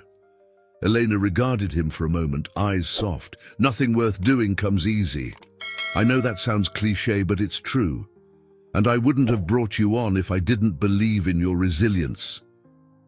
His heart pounded strangely, and for a moment he wondered if she was more than just a boss or mentor. He thought about the time they'd spent together, sharing small anecdotes about their lives, forging a connection that felt surprisingly natural. "Thank you," he murmured. "That means a lot, especially coming from you." She smiled gently, seeming to read the unspoken sentiment in his expression. But just as the moment threatened to grow more personal, Carla's voice rang out from the grill area, calling Elena over to finalize some detail about next week's volunteer schedule. Elena excused herself, leaving John alone again in the dim glow of the street lamp. As the makeshift party wound down, volunteers packed up their tools and said goodbyes, each energized by the small but crucial victory. John helped fold up chairs and carry them back to a pickup bed, exchanging warm handshakes with a few people. On the ride home, fatigue settled in, but it was the kind of tiredness born from productive effort. He gazed out the bus window at the city lights whizzing by, thinking of how far he'd come since that grim day he gave his last coins to a stranger. This partial victory reassured him he wasn't stuck in a cycle of defeat anymore. Still, as he stepped off at his usual stop, a question tugged at his mind. Could he hold on to this momentum when larger trials inevitably appeared? Shaking off the doubt, he walked up to his small apartment, choosing to savor the win for now. Tomorrow would bring new challenges soon enough. The days after the permit approval passed in a blur. John found himself juggling multiple roles, coordinating volunteers, checking construction plans, negotiating with suppliers for discount rates on wood and insulation. At times, he hardly recognized the man he had been just a couple of months ago. One afternoon, he sat in a half-finished living room with Carla, flipping through a stack of invoices. Dust motes danced in the sunlight, streaming through a broken window. "We need to confirm the roofing materials for the second and third houses," she said, tapping her pen against the paper. "If we switch to a different supplier, we might save a little, but the quality might suffer." John rubbed his tired eyes. "Let's keep the quality. These roofs need to last. We can't put families under a roof that won't hold up come winter." She nodded, making a note. "Agreed. I'll let Elena know. She'll want to adjust the budget accordingly."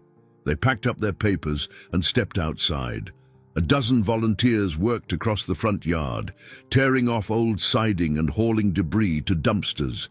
The hum of saws and clang of hammers echoed in the air, a testament to the collective effort. Then John spotted a figure he couldn't mistake. Brian Mitchell. He stood near the street, talking on his phone, occasionally glancing at the ongoing work with an inscrutable expression. John exchanged a worried look with Carla. "I'll go see what he wants," he muttered. Approaching cautiously, John forced a neutral tone. "Brian, something I can help you with?" Brian ended his call, slipping his phone into his jacket pocket. "Just thought I'd observe the progress." "Quite a hive of activity here." John waited, suspecting a barbed remark, but Brian simply strolled along the perimeter. "I've been speaking with some of the potential donors who remain unconvinced," he continued. "They worry about your track record, White. Unstable finances, patchy employment. Are you sure you can guarantee the quality of work once the volunteer enthusiasm dies down?" A flush of heat rose in John's chest. He reminded himself to stay composed. "No one can guarantee anything 100%, but we have a well-structured plan, and we're not relying solely on volunteers for skilled labor. Professionals are involved, too." Brian arched a brow. So you say. Meanwhile, I've heard concerns about cost overruns for mold remediation and structural repairs. His tone was casually accusatory. John straightened. It's not unusual to face unexpected issues in old buildings. We budgeted contingencies. Elena is fully aware, Brian smirked, and you believe Elena will happily keep throwing money at unforeseen problems. Before John could reply, Elena emerged from behind the house, apparently noticing the tense exchange. She walked over, posture confident. Brian, if you have something to say about the project, I suggest bringing it up in a formal meeting. He nodded, feigning courtesy. Just checking on my investment interests, dear Elena. I want to ensure we're not sinking funds into a bottomless pit. Elena's tone cooled a fraction. My philanthropic division is separate from your old partnerships. You have no authority here unless I grant it. Brian offered a thin-lipped smile. Of course, I was only looking out for you. Then he turned to John. Keep an eye on your deadlines. Don't want those TV cameras filming half-done houses and wasted donor dollars. He walked off, leaving a swirl of resentment in his wake. John's shoulders slumped. He's not going to let this go, is he? Eleanor sighed. I'm afraid not. Brian once held considerable sway in my firm. Even after our split, he's maintained ties that give him some leverage with certain investors, but don't let him intimidate you. We're doing good work. Although he tried to take comfort in her confidence, John couldn't shake the feeling that Brian's interference was escalating. Each jab from him stoked an underlying fear that John's best might still fall short. That evening, while organizing his notes at his apartment, John received a call from Amanda. She wanted to know how things were progressing, having heard bits of news from Denise. He hesitated, torn between optimism and doubt. Eventually, he gave her a cautiously upbeat summary, avoiding any mention of Brian's antagonism. After the call, he returned to his desk, pen tapping against a ledger. The numbers were growing complicated. Every day, new repairs cropped up. A cracked foundation in one house, outdated electrical wiring in another. He and Carla juggled accounts as best they could, but the margins felt thinner than they'd hoped. Even so, the project advanced. Walls were replaced, roofs patched, and some spaces already looked ready for paint and flooring. Volunteers remained enthusiastic, fueled by the prospect of transforming blighted houses into welcoming homes. John tried to focus on those tangible victories. A stable floor here, a functioning kitchen there, yet the rising tension, especially with Brian hovering at the edges, hinted that a far bigger confrontation lay ahead. The entire team was moving toward a crossroads, the stakes inching higher every day, and John wondered how long he could bear the weight of so many expectations without cracking under the strain. John woke before dawn, heart pounding in a way he couldn't quite explain.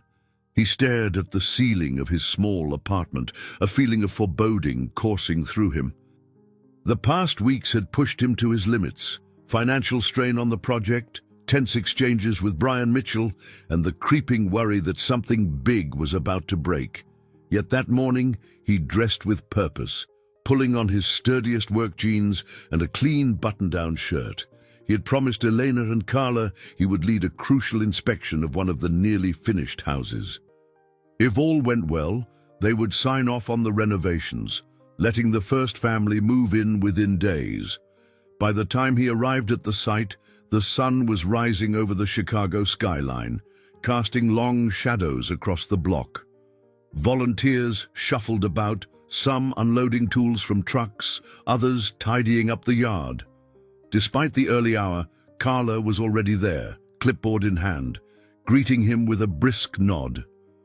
Today's inspection is a big one, she reminded him, flipping through her papers.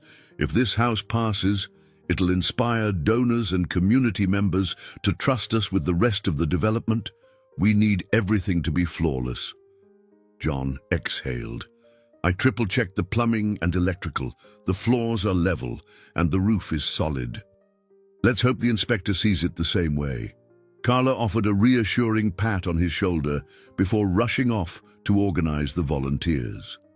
As John walked through the front door of the refurbished home, he felt pride welling in his chest. Just weeks ago, the place had been a rotting shell. Now, freshly painted walls shone in the morning light, and new windows let fresh air circulate through rooms that once smelled of mold and decay. He was halfway through a final once-over when Eleanor arrived, wearing comfortable yet polished attire. Her expression brimmed with anticipation. "How does it look?" she asked, glancing around with a hopeful spark in her eyes. John smiled. "Better than I ever dreamed. I still can't believe we turned it around so fast." Before Elena could reply, a black sedan rolled up to the curb. Out stepped Brian Mitchell, his usual confident stride carrying him to the front yard. John tensed, recalling the many times Brian had sown doubt in donors and officials. Elena's jaw tightened. Clearly, she hadn't invited him. Brian offered a curt nod. "Heard there was an inspection today. Thought I'd witness our golden project cross the finish line." His tone dripped with sarcasm. Elena forced a tight-lipped smile. "You know you're not directly involved in this initiative anymore, Brian. The paperwork is clear on that." He shrugged. "True. But I still have a stake in seeing whether this venture will succeed or collapse." They stepped inside as the inspector arrived. A no-nonsense woman named Patricia Barnes. She wore a tool belt stocked with measuring tapes and flashlights, greeting them politely. Without wasting time, Patricia began her examination, testing water pressure, inspecting the furnace, climbing into the attic to check the insulation. John and Elena followed her silently, answering questions when prompted.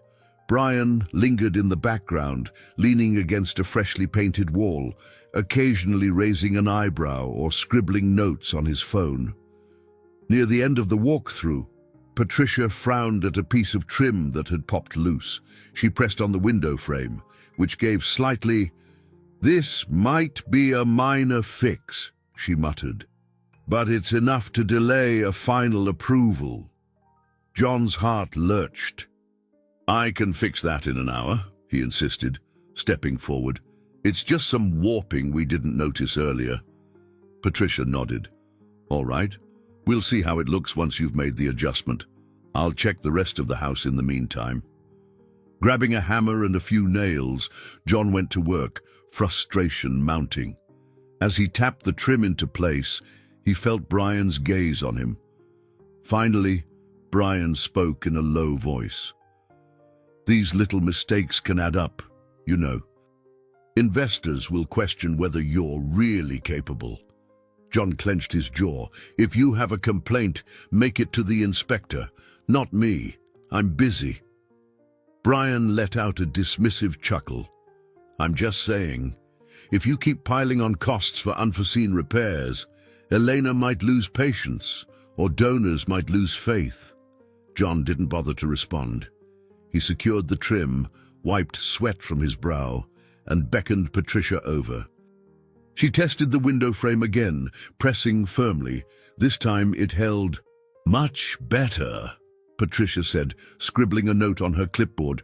"I'll finalize my report in the next few minutes." Tension vibrated in the air as they waited. When Patricia returned, she offered a reserved smile. "Overall, you've done an impressive job. I'm passing this house for occupancy, pending a final sign-off on your updated paperwork. Congratulations." Relief flooded John's body. A ripple of excitement swept through the gathered volunteers. Elena's face lit up, and Carla, even from across the room, cheered. But the moment of triumph was nearly overshadowed by the cold stare Brian gave them all. As Patricia shook John's hand and headed outside, Brian stepped closer, voice low enough that only John and Elena could hear. "Enjoy your little victory," Brian said. "But know this, one slip-up and everything you've built can come crashing down. People with power are always watching." Elena opened her mouth to respond, but Brian walked away, exiting with a satisfied smirk. John exhaled, unsure if this was the calm before a storm.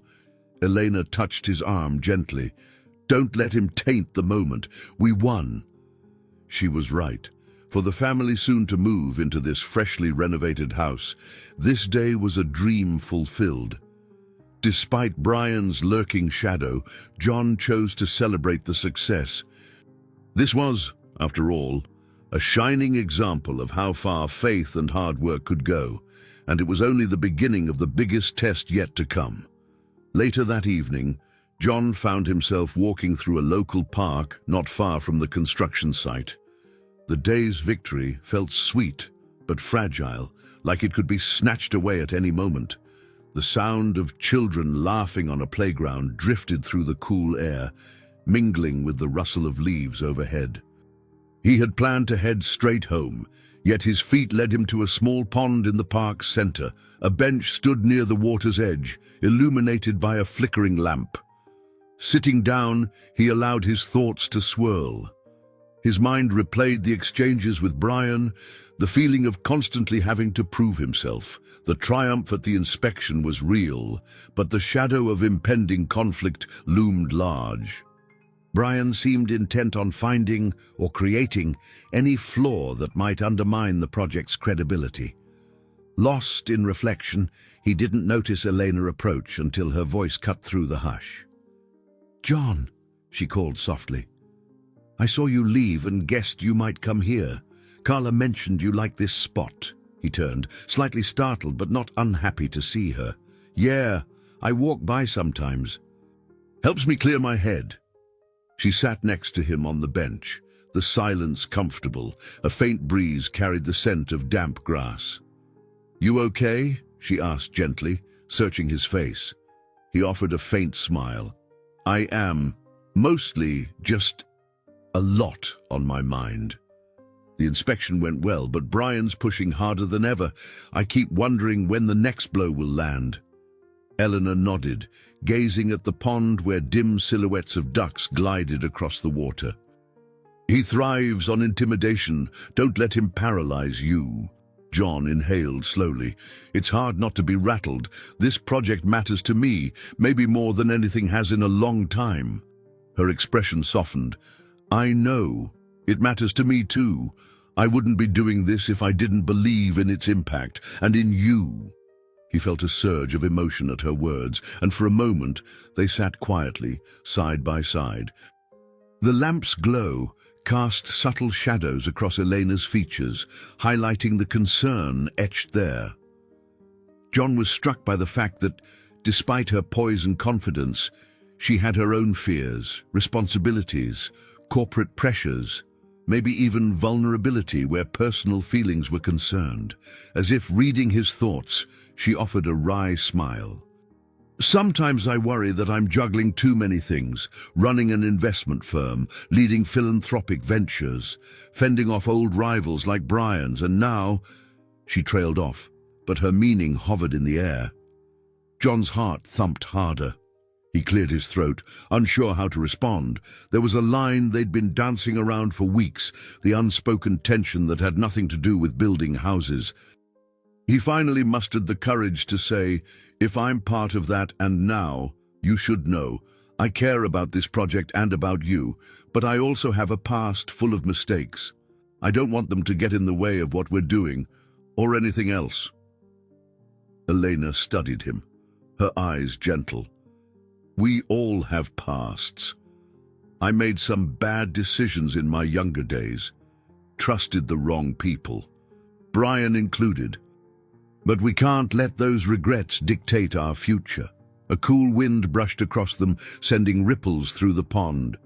John thought of Denise's warnings, his financial struggles, all the moments he felt unworthy.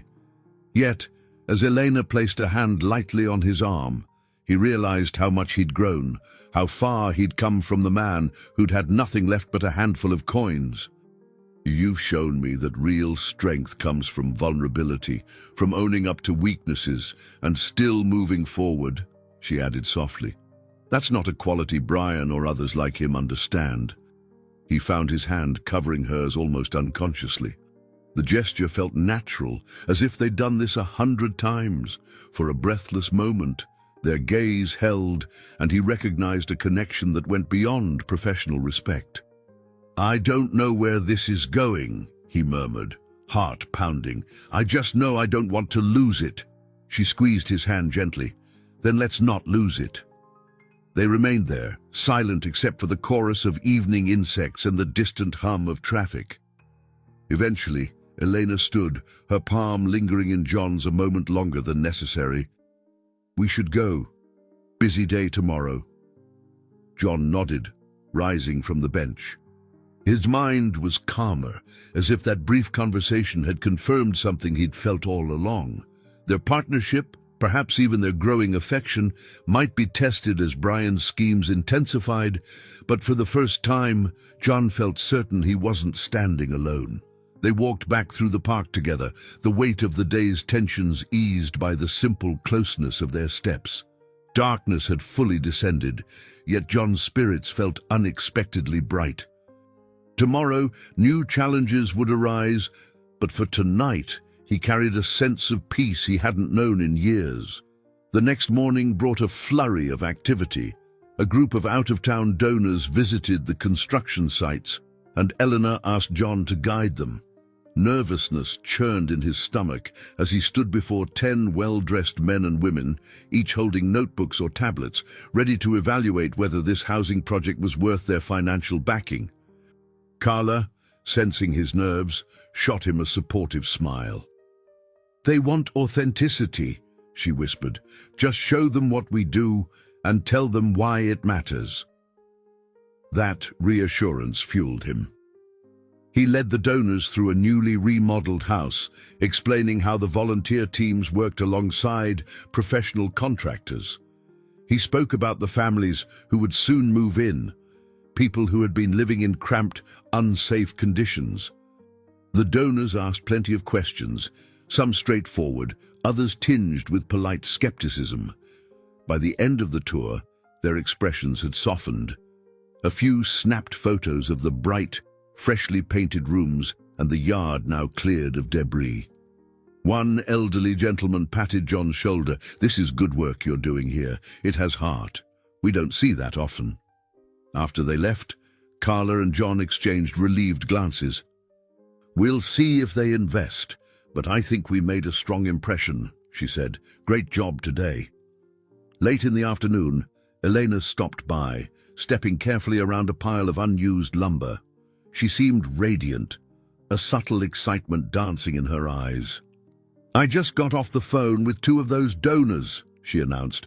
"They're in for a sizable contribution, pending a final contract. If all goes well, our budget concerns might be eased." John felt a flood of gratitude. "That's incredible. We could expand repairs even faster." Yet, despite the breakthroughs, he sensed an undercurrent of tension. Brian hadn't shown his face that day, which was almost more unsettling. John had come to expect him lurking around corners. His unease proved warranted when Monica delivered a discreet message from Elena after dinner. "We need to talk privately tonight. Something has come up."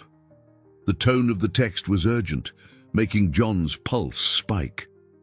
Later, he met Elena at her firm's downtown office, a sleek space mostly deserted at that hour.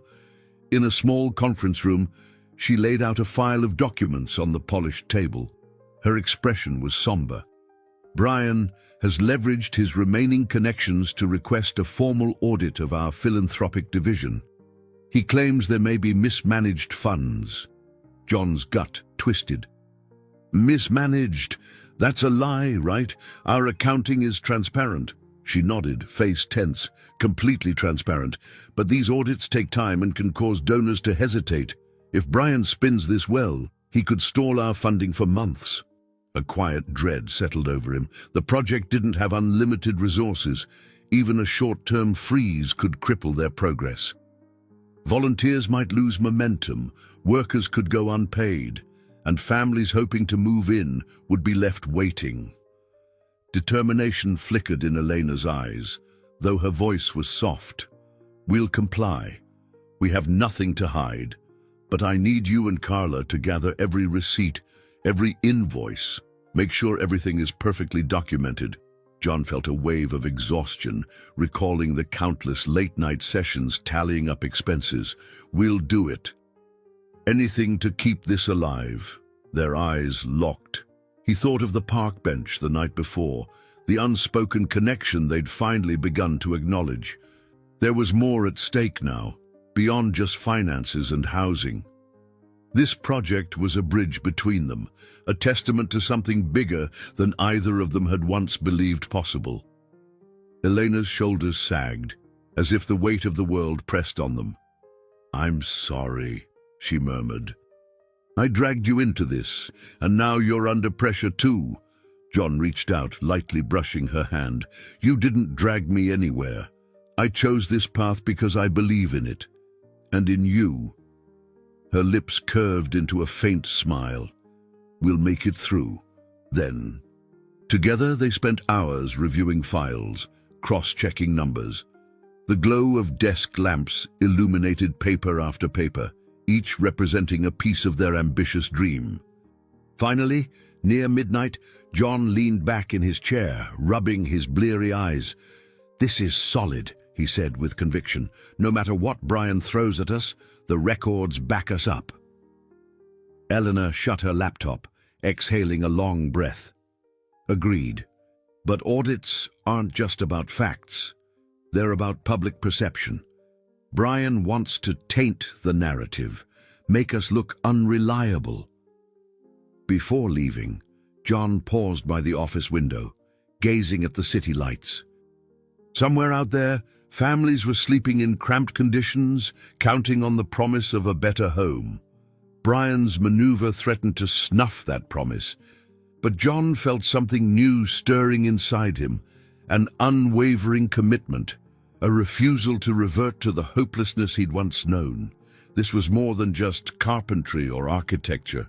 It was a mission to redeem not only broken houses, but also broken spirits, including his own. He left the office, heart resolute, bracing for the storm that Brian was about to unleash. Over the following days, the looming audit brought a somber note to the project. Carla marshaled the volunteers while John and Monica scrambled to compile meticulous records. Every purchase was labeled, every contract copied and filed. Elena had retained a small legal team to guide them through the process, and they set up a dedicated workspace in the firm's office, complete with bankers' boxes and color-coded folders. One afternoon, John and Carla huddled over a table covered in receipts. The office buzzed with quiet tension as they cross-referenced figures against budgets. Carla tucked a strand of hair behind her ear, exhaling. "This is giving me flashbacks to college finals," she joked half-heartedly. "I just hope the auditor sees how carefully we've managed every penny." John nodded absently, scanning a stack of invoices. "We've done everything right. I guess that's what makes this so frustrating. Brian isn't accusing us of real wrongdoing, just trying to shake confidence." Carla patted his back. "Hang in there. Sometimes the best defense is just to keep moving forward."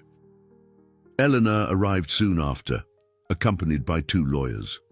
She explained that the auditors, sent by an external firm at Brian's urging, would need on-site visits to confirm progress matched the reported expenses. "We'll show them every nail in every house if we have to," she said, her voice determined. "They'll see there's no money wasted."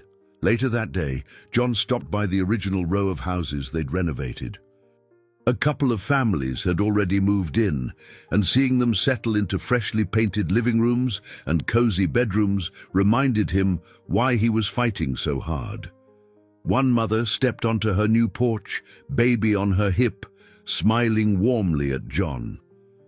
"We're so grateful for what you've done," she said. "You've given us a future." Her words fueled him, reaffirming his commitment. As he drove back to the firm's office, he mulled over the sudden turn his life had taken. Only months earlier, he'd been struggling to afford a sandwich. Now, He was a key figure in a major philanthropic venture. The weight of that responsibility pressed down like never before, yet it also filled him with a sense of purpose he'd yearned for his entire adult life. Back at the office, Amanda, his sister, waited in the lobby, looking out of place among the corporate decor. She waved, a concerned smile tugging at her lips. They stepped into a quiet corner near the elevators. "Heard you've got some trouble with this Brian guy," she said, crossing her arms. "Denise mentioned it too." John stifled a sigh, nodding. "He's orchestrating an audit to undermine our project, but we're standing firm." Amanda studied him. "You seem calmer about all this than I expected. Like you're not running from your problems anymore."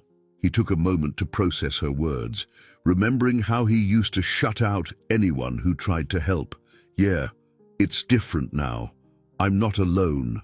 I've got a whole team, and we believe in something bigger than ourselves." She gave his arm a squeeze. "That's good. You look healthier too, more alive." After Amanda left, John pressed the elevator button, feeling a surge of gratitude for her support. Once in Elena's office, he found her scrolling through emails, brow furrowed. "Another media inquiry," she said without looking up. "Seems everyone wants to know if the audit is a sign of scandal." John's shoulders sagged. "We should get ahead of it. Maybe let them see the houses, interview the families." Elena considered the idea. "That's risky, but you may be right. We can't hide. We have to show full transparency." Over the next few days, they arranged a small press event at one of the completed homes.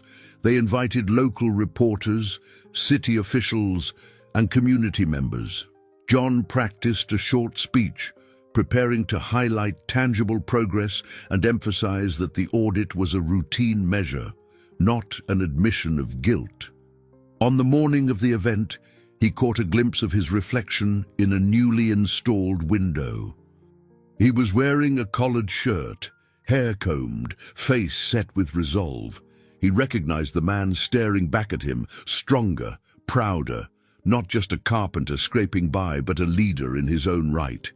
As the press event began, reporters milled around, snapping photos and scribbling notes. Carla circulated with a bright smile, introducing them to the families. John hovered by one of the finished kitchens, heart pounding as he waited for the cameras to turn his way. Elena, poised and confident, gave opening remarks. She spoke of community, second chances, and the belief that everyone deserves a decent home.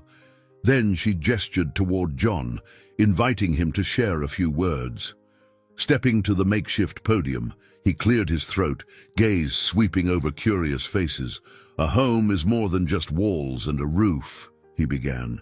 "It's a place to feel safe, to grow, to find hope. This project gave me the chance to rebuild not just houses, but my own life.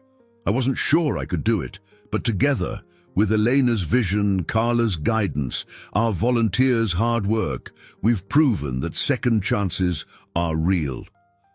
Applause echoed through the modest living room. Amid the clapping, John spotted Brian standing at the edge of the crowd, arms crossed, eyes narrowed. It seemed the real confrontation still lay ahead. But for now, John had declared his stance. He would not be intimidated into silence. When the applause died down, Elena stepped beside him, giving his arm a grateful squeeze. Their eyes met, sharing a silent vow to see this through. The final test was approaching, and they were ready to face it side by side. A brisk wind rattled the windows of the firm's conference room as John stood at the long table, reviewing the meticulously organized documents once more. The auditor's team had arrived that morning, armed with laptops and formal expressions. They'd set up in an adjacent room, requesting records on every transaction from the project's start. All day, John, Elena, Monica, and Carla answered their questions, pointed them to invoices, and walked them through site photos. The auditors insisted on thoroughness. They even asked for volunteer sign-in sheets to verify labor hours. Tension gathered like storm clouds. By early evening, fatigue hung in the air. Elena called for a short break, ushering everyone into a lounge area. She offered coffee and pastries to the auditors, who nodded politely but remained cautious, as though any kindness could be a trick. John saw Brian lurking in the corridor, talking quietly on his phone. The man had no official role in the audit, but it was clear he was monitoring every step. Carla sidled up to John, concern evident in her eyes. "They're digging deep. I think we've shown them everything. Fingers crossed." John gave a weary nod. "We've done nothing wrong. I just hate that we have to keep defending ourselves to this extent." Meanwhile, Brian ended his call and wandered over. With that trademark smirk, he addressed Elena. "How's the team holding up? The auditors can be quite unforgiving if they suspect impropriety." Elena's back stiffened. "We have nothing to hide. They'll see that." "Of course," Brian replied, tone dripping with faux sympathy. "But I wonder if every volunteer hour was logged correctly, every receipt submitted. These things can slip through the cracks in big projects. All it takes is one missing document." John bristled, stepping forward. "We haven't missed a single paper. It's all there." Brian shrugged as if amused by John's indignation. "Let's see, then." Before the confrontation escalated, the lead auditor, a stern-looking man with wire-rimmed glasses, beckoned them back into the conference room. "We have a concern," he said, adjusting his spectacles. "There's a discrepancy regarding a series of receipts for mold remediation services. The billing amount doesn't match the amount recorded in your financial statements." John's stomach twisted. That was the mold crisis from weeks ago. He remembered calling in specialists. "I personally handled those receipts," he insisted. "We accounted for every dime." The auditor placed a stack of photocopies on the table. "Then perhaps you can explain why these 3 invoices total $2,000 more than what appears in your official ledger." Elena's eyes darted to John, alarm flashing across her face. Carla leaned in, scanning the papers. "That's impossible," she said, voice tight. "We double-checked those numbers." Brian cleared his throat, feigning surprise. That's interesting." John grabbed the papers, feeling hot panic spread through his chest. The invoice forms looked authentic, showing a higher charge than he remembered. "I have the original receipts at the site," he said, forcing himself to remain calm. "Let me get them." The auditor nodded. "We'll wait." But time is of the essence. Within minutes, John and Carla were speeding to the storage container near the construction site, where they kept boxes of older paperwork. Rain began to fall, pattering on the windshield as dusk settled in. Pulling up to the site, John jumped out, fumbling with the container's lock. Inside, they sifted through labeled boxes by flashlight. Moist air and the smell of dust heightened the urgency. Finally, Carla exclaimed, "Here," pulling out a folder marked Mold Services. They opened it to find the original invoices. Heart pounding, John shone the flashlight on the pages. The amounts matched the ledger exactly, $2,000 less than the copies the auditor had shown. Relief mixed with a fresh surge of confusion. Carla's brow furrowed. "Which means the auditor's copies are forgeries or have been tampered with." "Someone changed the numbers." "Brian," John said through gritted teeth, an image of the man's smug face flaring in his mind. "He's trying to frame us for financial mismanagement." Carla snapped the folder shut. "Let's get back before it's too late." They raced through the dark streets, headlights slicing through the rain. By the time they returned to the firm's conference room, the auditors looked impatient. Brian hovered in the background, arms folded. John stepped forward, water dripping from his jacket. "These," he announced, slapping the folder on the table, "are the original invoices, fully matching our ledgers. Someone altered the numbers on the copies you were given." Carla carefully placed the documents in front of the lead auditor. You can compare signatures, service dates, and the handwriting. It's all consistent. The auditor's expression shifted from suspicion to intrigue. He examined the papers, then shared them with his colleagues, who huddled together, whispering. Meanwhile, Elena stood off to the side, hands clasped, her face etched with tension. Brian stepped closer, feigning incredulity. How curious. Are you suggesting... John cut him off, voice calm but resolute.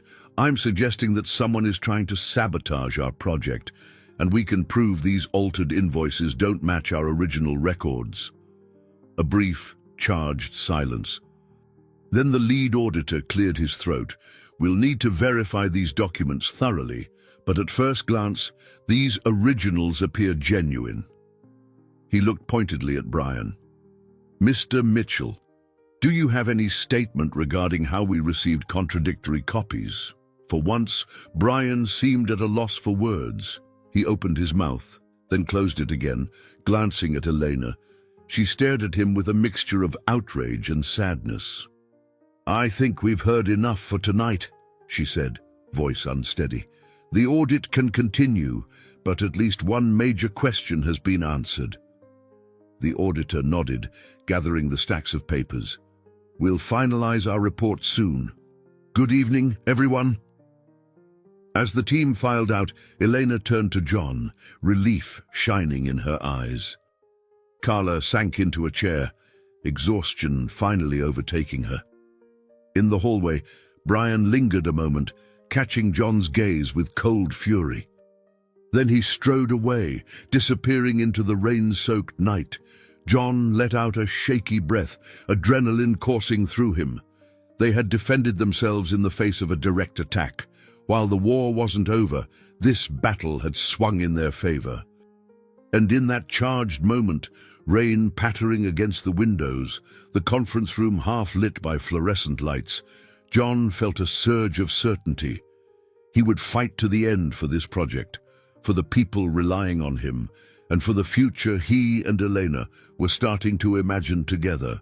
The supreme ordeal had arrived, and though he hadn't emerged unscathed, he was still standing. A soft breeze brushed against John's face as he walked down the still familiar street, the early sunlight reflecting in the puddles left by the previous night's rain. His mind replayed the chaotic audit scene from days before, the forged invoices, the sharp glare of the lead auditor, and Brian's wordless departure into the storm. Though the tension still pulsed, John felt an odd mixture of relief and vulnerability. Elena had called early that morning, suggesting they take a break from the pressing tasks and meet in a neutral place, a small art cafe she frequented. When he arrived, she was already seated at an outdoor table, sipping tea and looking pensive. Nearby, the sounds of clinking cups and low conversation mingled with soft jazz pouring from the cafe's speakers. He slid into the chair across from her. "Hey," he greeted, voice quieter than usual. "How are you holding up?" She gave him a tired smile. "I'm relieved we caught the invoice forgery before it derailed everything, but I can't shake how personal this has become. Brian isn't just testing our finances, he's testing our resolve." John nodded, recalling Brian's silent fury. "We defended ourselves and showed the auditors that we won't go down without a fight. But you're right, it's personal now." Elena exhaled, stirring her tea. "Maybe that's why it hurts. He was once someone I trusted, a partner, even a friend, and now he's waging this campaign to undercut our work." She glanced up, locking eyes with John. "But I'm determined to see this through. I just hope we have enough left in us to finish what we started." He reached across the small table, resting his hand over hers. Though she normally maintained a professional distance in public, she didn't pull away. "We'll push forward," he said softly. "Maybe we can't change Brian, but we can prove him wrong." A subtle flush rose in her cheeks. She nodded, then carefully disentangled her fingers from his, mindful of the other patrons around them. Let's go to the office soon. Carla and Monica are doing final checks for the official audit report. The auditors plan to wrap up next week. They finished their drinks and walked out to the sidewalk, where a sliver of sunlight peeked through tall buildings. Something in Elena's posture, her shoulders not quite as rigid as before, suggested that even amid uncertainty, she felt a kind of renewal. John silently recognized the feeling in himself. Ever since they'd confronted the falsified invoices, a weight had lifted. He still feared that more attacks might come, but he also felt a sense of fragile optimism. By mid-morning, they arrived at the firm's office. Monica greeted them in the lobby, a stack of folders balanced against her hip. "Good news," she announced. "The auditors accepted the revised documents. They'll need a few more days to finalize their conclusions, but it's looking positive." John let out a breath he didn't realize he was holding. "So they're leaning in our favor," Monica nodded. "From what I can tell, yes, the suspicious invoices have been dismissed as tampering." She lowered her voice. "They did mention one area that needs further clarity, a small shipping charge for roofing materials. Might just be a minor discrepancy. Carla's on it." Elena smiled faintly. "That's manageable. Let's not let our guard down, though." Brian could still stir up trouble elsewhere. They made their way to the conference room, where Carla was busy updating a spreadsheet on her laptop. She waved John over. "I'm double-checking the shipping costs for that roofing supply. Can you confirm the invoice numbers?" He flipped open a folder, scanning the line items. "Yep, these are correct. Let me give the supplier a quick call to verify. Probably just a mislabeled code or something." While John dialed, Eleanor stepped aside to answer her cell phone. He overheard snippets of her conversation, something about next steps for the project, negotiations with new donors, and upcoming scheduling. Despite the constant stress, her voice remained steady, a testament to her resilience. When John finished the call, he turned to find Carla smiling at him.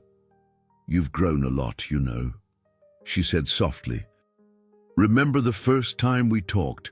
You seemed so unsure, like you didn't belong in a corporate environment. Now you're juggling phone calls and spreadsheets like a pro." He chuckled at the memory of his initial awkwardness. "I'm still more comfortable with a hammer in my hand. But thanks."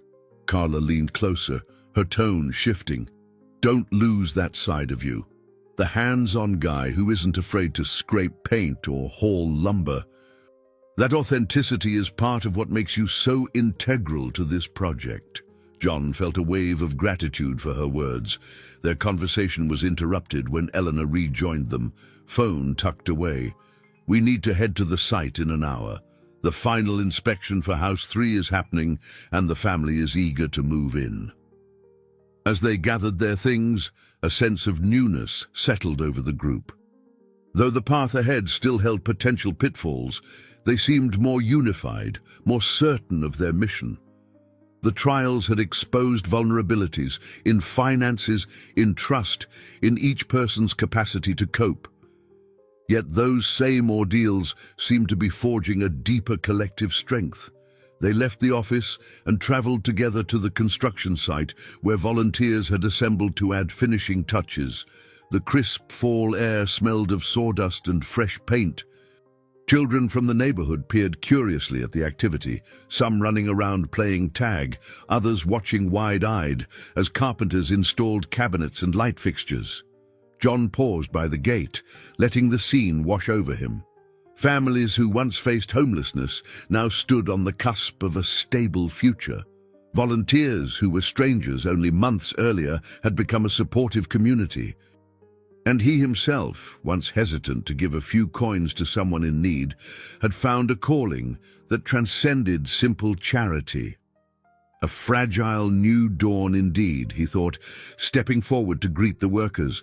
The past felt close, but the future felt closer.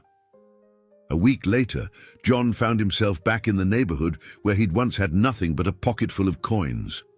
He stood outside his old apartment building, the chipped paint and broken light above the door, reminding him of desperate nights spent counting pennies. The building's landlord had finally replaced the flickering hallway bulb, but the place still bore the same worn-out aura. On the phone, Amanda's voice echoed in his ear. "I'm almost there," she said, asking him to wait on the stoop. She wanted to see her brother in the environment he'd left behind, to understand how far he'd come. The phone call ended just as her car pulled up to the curb. Stepping out, Amanda took in the aging structure with a sympathetic frown. "Wow, I forgot how run down it looked," she murmured, hugging him tight. "You look good, though." "Thanks," he replied, warmth filling his chest at her support. "I still rent that tiny unit upstairs, but I'm considering moving. I'm in a better place financially, thanks to Elena and the entire project." Amanda nodded, slipping her arm through his. "I'd love to see the improvements you've talked about." They climbed the stairs to his old door, where he fumbled with the key. Inside, the room felt smaller than he remembered, cluttered with sketches, carpentry magazines, and half-finished wooden trinkets. The faint smell of fresh sawdust clung to everything, evidence of late-night crafting sessions. John noticed Amanda's gaze settle on a tabletop miniature house, a piece he'd been tinkering with. It bore a resemblance to the real homes he was renovating, complete with tiny windows and a functional door. She picked it up, carefully examining the tiny details. "This is beautiful," she said softly. "I remember you made stuff like this when you were a teenager, but this one feels different. More hopeful, I guess." He shrugged, a bit embarrassed. "It helps me visualize what a finished home can look like. Sometimes I work out design ideas on a small scale." As they chatted, Amanda's phone buzzed, a text from her wife back in Milwaukee asking about her trip. John felt a pang, recalling how distant he'd been from family for so long. He realized now how much he'd missed by isolating himself. They left the building, and John led her 2 blocks over to a small cafe that had sprouted up in the neighborhood. Once, he couldn't have afforded a coffee there, but today he ordered 2 lattes and paid without counting coins. Amanda noticed. "You really are doing better," she said, a mixture of relief and pride flooding her voice. "I've worried about you for so long, especially after the divorce." "You never let anyone help," he inhaled deeply, remembering those stubborn days. "Yeah, I thought I had to fix everything alone. The project changed that mindset. Seeing volunteers come together, trusting co-workers like Carla and Monica, and having Elena believe in me, it taught me to accept help and to give help in return." They sipped their lattes by the cafe window, watching the afternoon sunlight spill across the sidewalk. Kids laughed and raced by on scooters, and an elderly couple ambled past, hand in hand.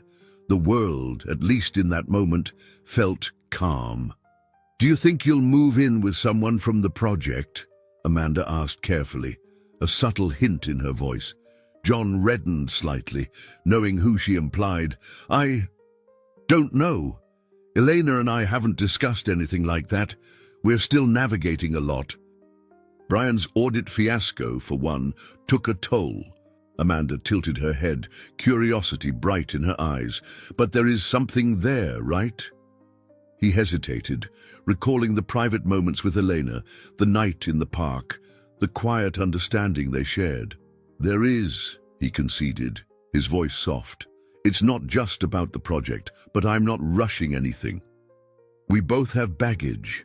A comfortable silence settled between them, the weight of shared memories mingling with the hope of new beginnings.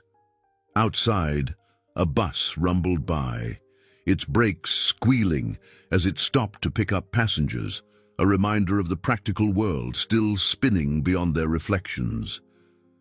After finishing their drinks, they wandered back toward his old apartment, passing familiar corners where John had once scrounged for spare change or pinned job-wanted flyers.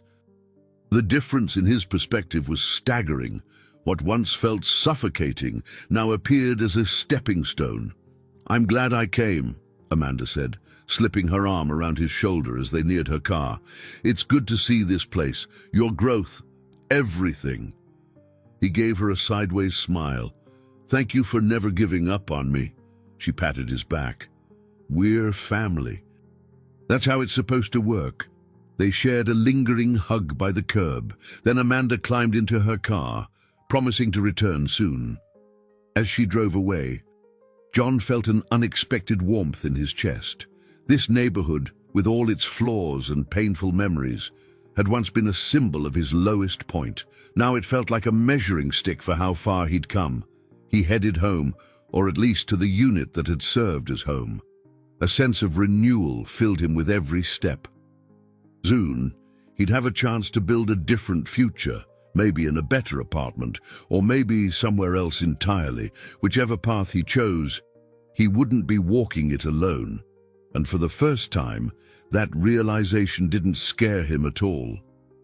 A crisp autumn morning painted the sky in soft yellows and oranges. John stood in front of a small community center on Chicago's south side, his breath forming faint clouds in the cool air. Inside, local residents and volunteers gathered for a workshop Carla had organized, Home Maintenance Basics. John wore a tool belt and clutched a folder of simple diagrams. The plan was to teach families how to handle minor repairs on their new or future homes. As folks trickled in, some teenage kids, single mothers, elderly men, he felt a small flutter in his stomach. He wasn't exactly a seasoned teacher. Carla nudged his shoulder reassuringly. "Don't be nervous. You can talk about carpentry in your sleep," he chuckled, shaking off the nerves. "I guess so, just hope they're patient with my ums and uhs." The workshop kicked off with a warm welcome from Carla, who explained the bigger picture, how maintaining a home helps preserve its value and keeps it safe for families. Then she invited John to the front. He glanced at the folding chairs filled with expectant faces, took a steadying breath, and launched into a demonstration of basic wall repair. "Let's start with something simple," he said, holding up a small piece of drywall. "You've got a hole the size of a baseball. No need to panic or call a contractor immediately. A drywall patch kit might do the trick." At first, the audience watched him quietly. But as he demonstrated patching techniques, questions erupted. A grandmother asked about repairing squeaky floorboards. A teenager wondered if you could repaint laminate cabinets. Another neighbor worried about water damage around windows. John moved around the room with calm confidence, demonstrating how to use a stud finder, how to measure properly before drilling holes, and why insulation matters. He found himself in his element, translating specialized carpentry knowledge into approachable steps. The once intimidating idea of standing before a crowd felt oddly comfortable, a space where he could empower others. An hour later, the group broke into smaller circles. John circulated, offering hands-on guidance. He showed a single father how to fix a loose doorknob and explained to a retired couple the difference between silicone and acrylic caulking for sealing leaks. There was laughter when a teenager accidentally got some putty on his shirt, and genuine pride when a mother realized she could mount a shelf on her own. Observing this scene, Carla whispered, "You're a natural teacher, you know." He rubbed the back of his neck, a bit flustered. "Just doing what I can." She raised an eyebrow. "That's what they said about you at the housing site, too. You just do what you can, and somehow it moves mountains." He didn't have a response other than a bashful smile, but her words stuck with him. Maybe it was true. His quiet persistence and willingness to share knowledge were part of what made him valuable, not just the physical labor. Later, Elena arrived unannounced, slipping into the back of the room as John wrapped up a segment on avoiding electrical hazards. She seemed content to watch, arms crossed gently over her chest, a soft smile lighting her features. When the workshop ended, Carla thanked everyone for coming and mentioned future sessions for more advanced topics. The group applauded, many stepping forward to shake John's hand. As the room cleared, Elena approached, shining eyes reflecting approval. "You were wonderful," she said. "You've taken all those years of skill and turned them into something accessible to everyday people." He ducked his head modestly. "It's easy to forget that not everyone grew up with a toolbox in hand. This stuff can seem daunting." They began to tidy up the center, folding chairs and stacking leftover materials. Elena asked him about future workshops, ideas for community outreach, and whether he'd consider training other volunteers as instructors. In those questions, John saw the outlines of a new role forming, one where he combined hands-on carpentry with mentorship. He thought back to the broken man he'd been only months ago, the man who hesitated to spare even a handful of coins for a stranger. Now, he was teaching entire families to repair and maintain homes they'd never believed they could own or keep up. The shift felt profound. As they finished cleaning, a young mother approached with her 2 kids. She thanked John for the tips and asked if they could visit the renovated homes to see if home ownership might be in their future. Eleanor handed her a brochure and nodded enthusiastically, offering to schedule a tour. When the family left, Elena turned to John. "Every time we show people what's possible, we plant seeds of hope. You're part of that. Actually, you're a huge part." He swallowed a surge of emotion. "I'm just glad to be useful. To share something I spent so long perfecting." She smiled, leaning in closer. "And just think, this is only the beginning." They moved outside, standing near the building's entrance as the late afternoon light painted the streets in a gentle glow. The success of the workshop felt like a tangible sign of progress. The community was starting to see them not as outsiders swooping in with charity, but as neighbors and allies. With the chairs stacked and the doors locked, John and Elena headed off together, talking about new ways to expand these educational programs. Though Brian's shadow still lingered in the background for this moment, the joy of helping people gain self-reliance overshadowed lingering threats.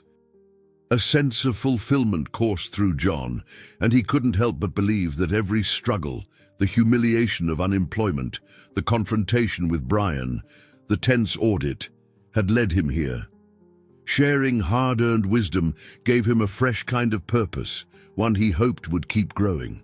2 weeks passed in a whirlwind of final touches on the houses, follow-up workshops, and cautious optimism about the audit's outcome. When the auditors at last delivered their final report to the firm, Elena gathered the core team in the same conference room that once hummed with tension. Now, the air crackled with anticipation. Monica passed out printed copies of the report. Carla scanned hers quickly, nodding in relief. Elena read hers more methodically, her gaze intense. Finally, she placed the papers on the table. They found no evidence of financial mismanagement. The mold invoice discrepancy is classified as an attempted sabotage by an external party, which they refuse to name, but we can guess. John let out a long breath, his shoulders sagging with released tension. Carla grinned, offering a fist bump. "We're cleared, folks," Elena said quietly, then exhaled a laugh. "I can't believe it's over." They spent a moment reveling in the news. Monica dashed out to share the update with other staff members, while Carla gave John a quick hug. "We did it," she whispered, "all of us." Yet, amid the celebratory atmosphere, John noticed Elena's expression grow thoughtful. She excused herself, stepping out into the hallway. After a few minutes, he followed, finding her near the window that overlooked Chicago's bustling downtown. "You okay?" he asked softly. She turned, arms folded. "Yes. Just thinking about what comes next. This project was the first step in my plan to transform how my firm does philanthropy. Now that we're free from Brian's sabotage, we can move forward. But it also means bigger expansions, more responsibilities. Her voice trailed off. John joined her by the window, gazing at the sprawling cityscape. You've never been afraid of new challenges. That's what drew me in from the start. She gave him a small smile. Maybe so. But I wonder if I'll ever be able to balance everything, my corporate obligations, philanthropic goals, personal relationships. She caught his eye, letting the unspoken meaning fill the space between them. He slid a hand gently over hers on the windowsill. I can't speak for everything else, but you don't have to carry it alone. She nodded, taking a moment to rest her forehead against his shoulder. The contact was brief, anyone could walk by, but it reassured them both that, despite the corporate setting, their bond had grown in ways neither fully anticipated. They returned to the conference room, where the conversation had shifted to next steps, finishing the remaining houses, scaling the project to new neighborhoods, and hosting a more formal opening ceremony for families moving in. Carla suggested a public ribbon-cutting event to show the community that the project was stronger than ever. Elena agreed. We can invite the media, the local council, and the families. Let everyone see how these houses have turned into real homes.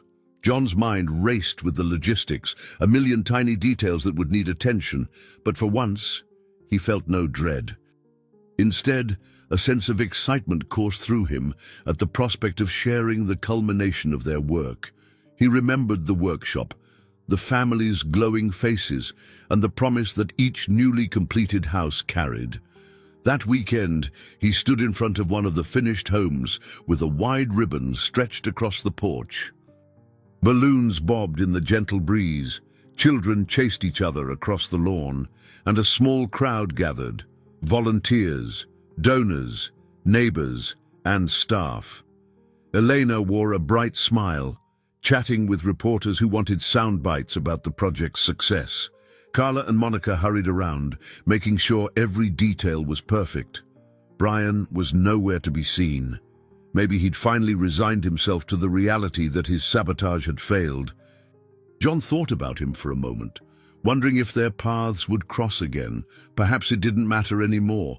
The project had endured his attempts to undermine it, and John had shed many of his old fears in the process. A hush fell when Elena took the small podium, thanking everyone for their support.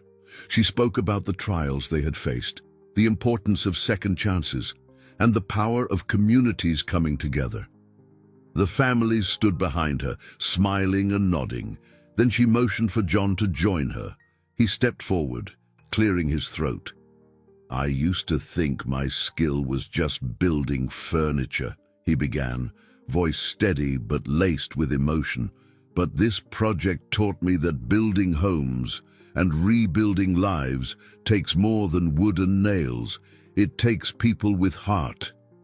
He paused, glancing at the children, the volunteers, and finally at Elena. That's what we found here. A wave of applause rolled through the crowd. Someone handed John a large pair of ceremonial scissors.